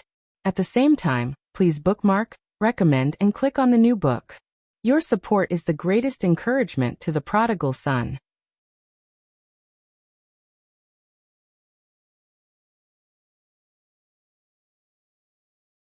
Chapter 1537. This was because Ning Wenfeng's all-in gamble had indeed had the effect of intimidating the opponent. When Shali reported the situation to Assistant Dean Darien, he learned that the 3,000 skulls had appeared outside the camp of the new 5 armies. As expected, the Tibetan soldiers became well-behaved, giving the new 5 armies enough time to wait for reinforcements to arrive. This probing had scared Dalian out of his wits, and in the blink of an eye, a month had passed in this standoff. In this month, Yang Chendong had led his army into the Yusang region and had set up camp on the border. Every day, soldiers who were unwell would appear, and when they were discovered, they would be immediately carried out of the Yusang region. In this month, nearly 200,000 soldiers had been carried out in batches, leaving less than 100,000 soldiers in the camp. After all this time, there was still no sign of anyone suffering from altitude sickness. Yang Chendong knew that these people had already adapted to the environment and climate, and that they had the ability to fight against the Tibetan army here. What was worth mentioning was that of the less than 100,000 soldiers left, The main force was the Mongolian and foreign divisions. This was especially true for the First Army of Russia. Of the 50,000 soldiers, less than 1,000 had suffered from altitude sickness and had been carried out because they were unwell. Perhaps this was because the climate of the Rus dukedom was similar to that of Yusang. But regardless, this was a good thing. Yang Chendong immediately summoned the commander of the First Army of Russia, Ahuli, and the commander of the Mongolian Second Army, Erhi, and entrusted them with the mission of reinforcing the new 5 armies and capturing the Yusang region. Along with them were the nearly 10,000 newly recruited soldiers from the Ili region. Their appearance just so happened to fill the gap between the two divisions, filling them to the brim. Both Ahuli and Erhi were deeply moved that Yang Chendong had given such an important mission to these surrendered generals. Just this trust alone made them determined to do their best. At the same time, this was a good chance for them to perform and render meritorious service. With Yang Chendong's orders and trust, the Russian 1st Division and the Mongolian 2nd Division set off into the depths of Yusang. Yang Chendong turned around and led his army out of the Yusang region. Their destination was the Timur Empire, where they were prepared to advance on the Delhi Sultanate. After leaving the Yusang region, the soldiers quickly began to recover. By the time they reached Srinagar of the Chagatai Khaganate, the morale of the army had returned to normal. Half a year ago, the Chagatai Khaganate had been destroyed by the 5-star army, and it was now in a period of reconstruction. When Yang Chendong had stationed his troops in the Yusang region, he had sent a telegram to the new army corps in the first city to prepare enough provisions and transport them here. Here, Yumian had to be emphasized. Previously, Yumian had strongly disapproved of occupying the Far East and using it as a springboard to enter the Golden Horde and the Rus Duchy. Because of this, when the Far Eastern province was attacked, the new army that was supposed to arrive as quickly as possible was slow to arrive and did not arrive. In the end, it was only after Yang Chendong had personally left Suxian City and arrived at the first city that Yumian reluctantly agreed to this war. In order to truly convince him, Yang Chendong had even made a 3-year bet with him. The general idea was that the expenditure of the war could not compare to the gains of the war. Yumian, who had studied the teachings of Confucius and Mencius from a young age, had always believed that only the Great Ming was a superior country, and that all other places were barbarians and desolate lands, had gladly accepted the bet. In his eyes, besides the Great Ming, all other places were poor lands. Even if they occupied those places and won the war, their gains would be limited. Otherwise, there would be no such thing as a militaristic war. However, the outcome of the war was so unexpected that even Yang Chendong himself did not expect that after destroying the Golden Horde and the Rus Duchy, the gains would be as much as 500 to 600 million silver taels. When he received this news, Yumian knew that he had lost and was sincerely convinced of his loss. Whenever Yang Chendong wanted to expand his territory, he would raise both hands in agreement. This time, after receiving Yang Chendong's order, Yumian, Tiger's Mane, and Yangtze made sufficient preparations. Other than leaving behind the necessary rations in the first city, the rest of the people were transported to Srinagar city to prove their determination to support this war. Not only that, they also sent a report to ask for instructions. If necessary, the new regiment could also send troops to participate. Yang Chendong was naturally happy to see the change in Yumian and the others' thinking. He needed provisions.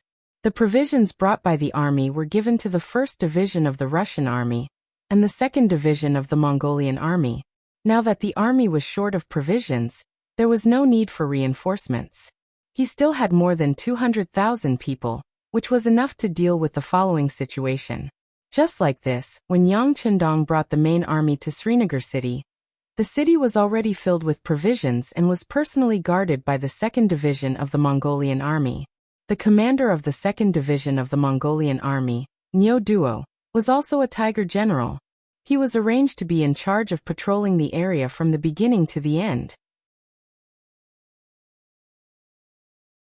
This time, when he heard that the 6th Young Master's army needed provisions for the East expedition, he personally led the 305th and 306th regiments to Srinagar city.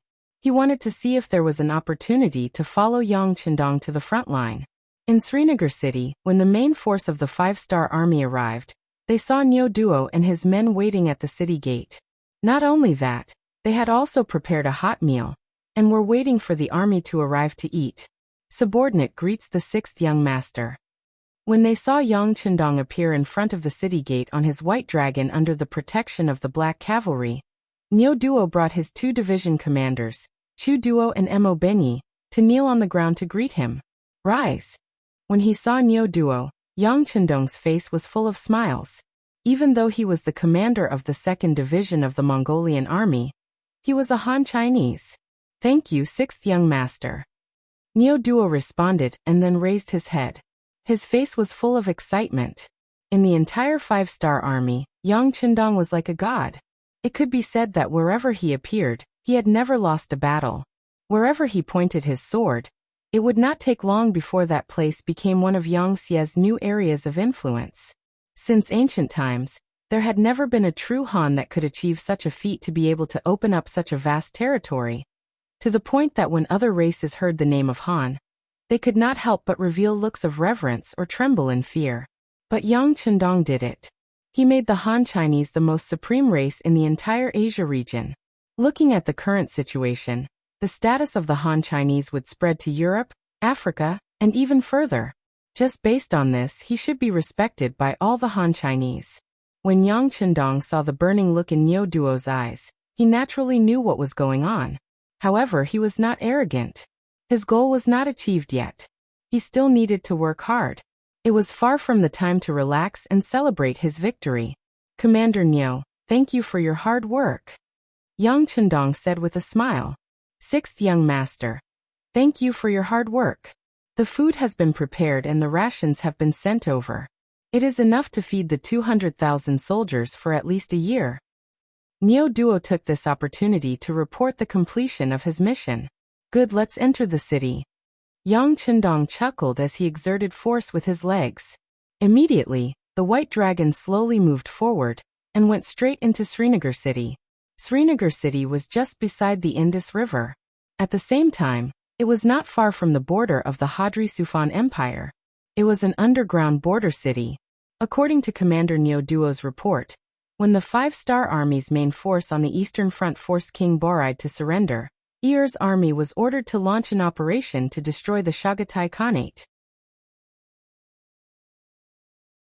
When they reached Srinagar, the Delhi Sultanate almost sent out troops to help. If it weren't for the fact that Ear's army was fast enough and didn't give them a chance, the two sides would have fought. This Delhi Sultanate is quite bold, huh? Yang Chendong's eyes revealed a trace of disdain when he heard that the other party actually took the initiative to start a war with the 5-star army. Compared to the Yangtze who controlled a large amount of territory, the Delhi Sultanate was just a small country. It was not an exaggeration to say that it was a small country. With such strength, they actually took the initiative to provoke the 5-star army. It was no wonder that Yang Chendong was so angry. That's right, such a small place actually dares to challenge the authority of our 5-star army. They are really courting death. The hot-tempered Beta Persei snorted coldly. He was a man with a strong sense of nationality. In his eyes, the world should be ruled by the Han people who had the longest history. As for the other small countries, it was wise for them to submit. Otherwise, they would be wiped out one by one. Looking at Beta Persei's look of disdain, Nyo Duo smiled bitterly and said, Brother Beta Persei, things are not that simple. The reason why the Delhi Sultanate is so bold is entirely because they have India behind them. Because our navy captured the ports of Kaji, Guri and Sri Lanka, causing great pressure on their southern waters. India actually has the strength, but they are too weak in the sea.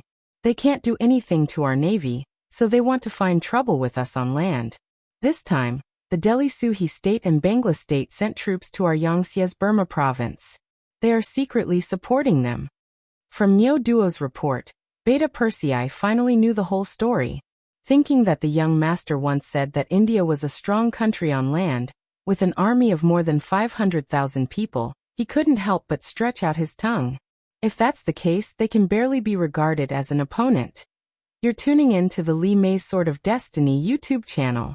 We're so grateful for your support, and don't forget to subscribe to join us on this incredible journey through captivating stories. Your generosity through donations truly makes a world of difference, as it's the primary source of revenue that allows me to expand and enhance this channel for you. Thank you from the bottom of my heart for being a part of this adventure.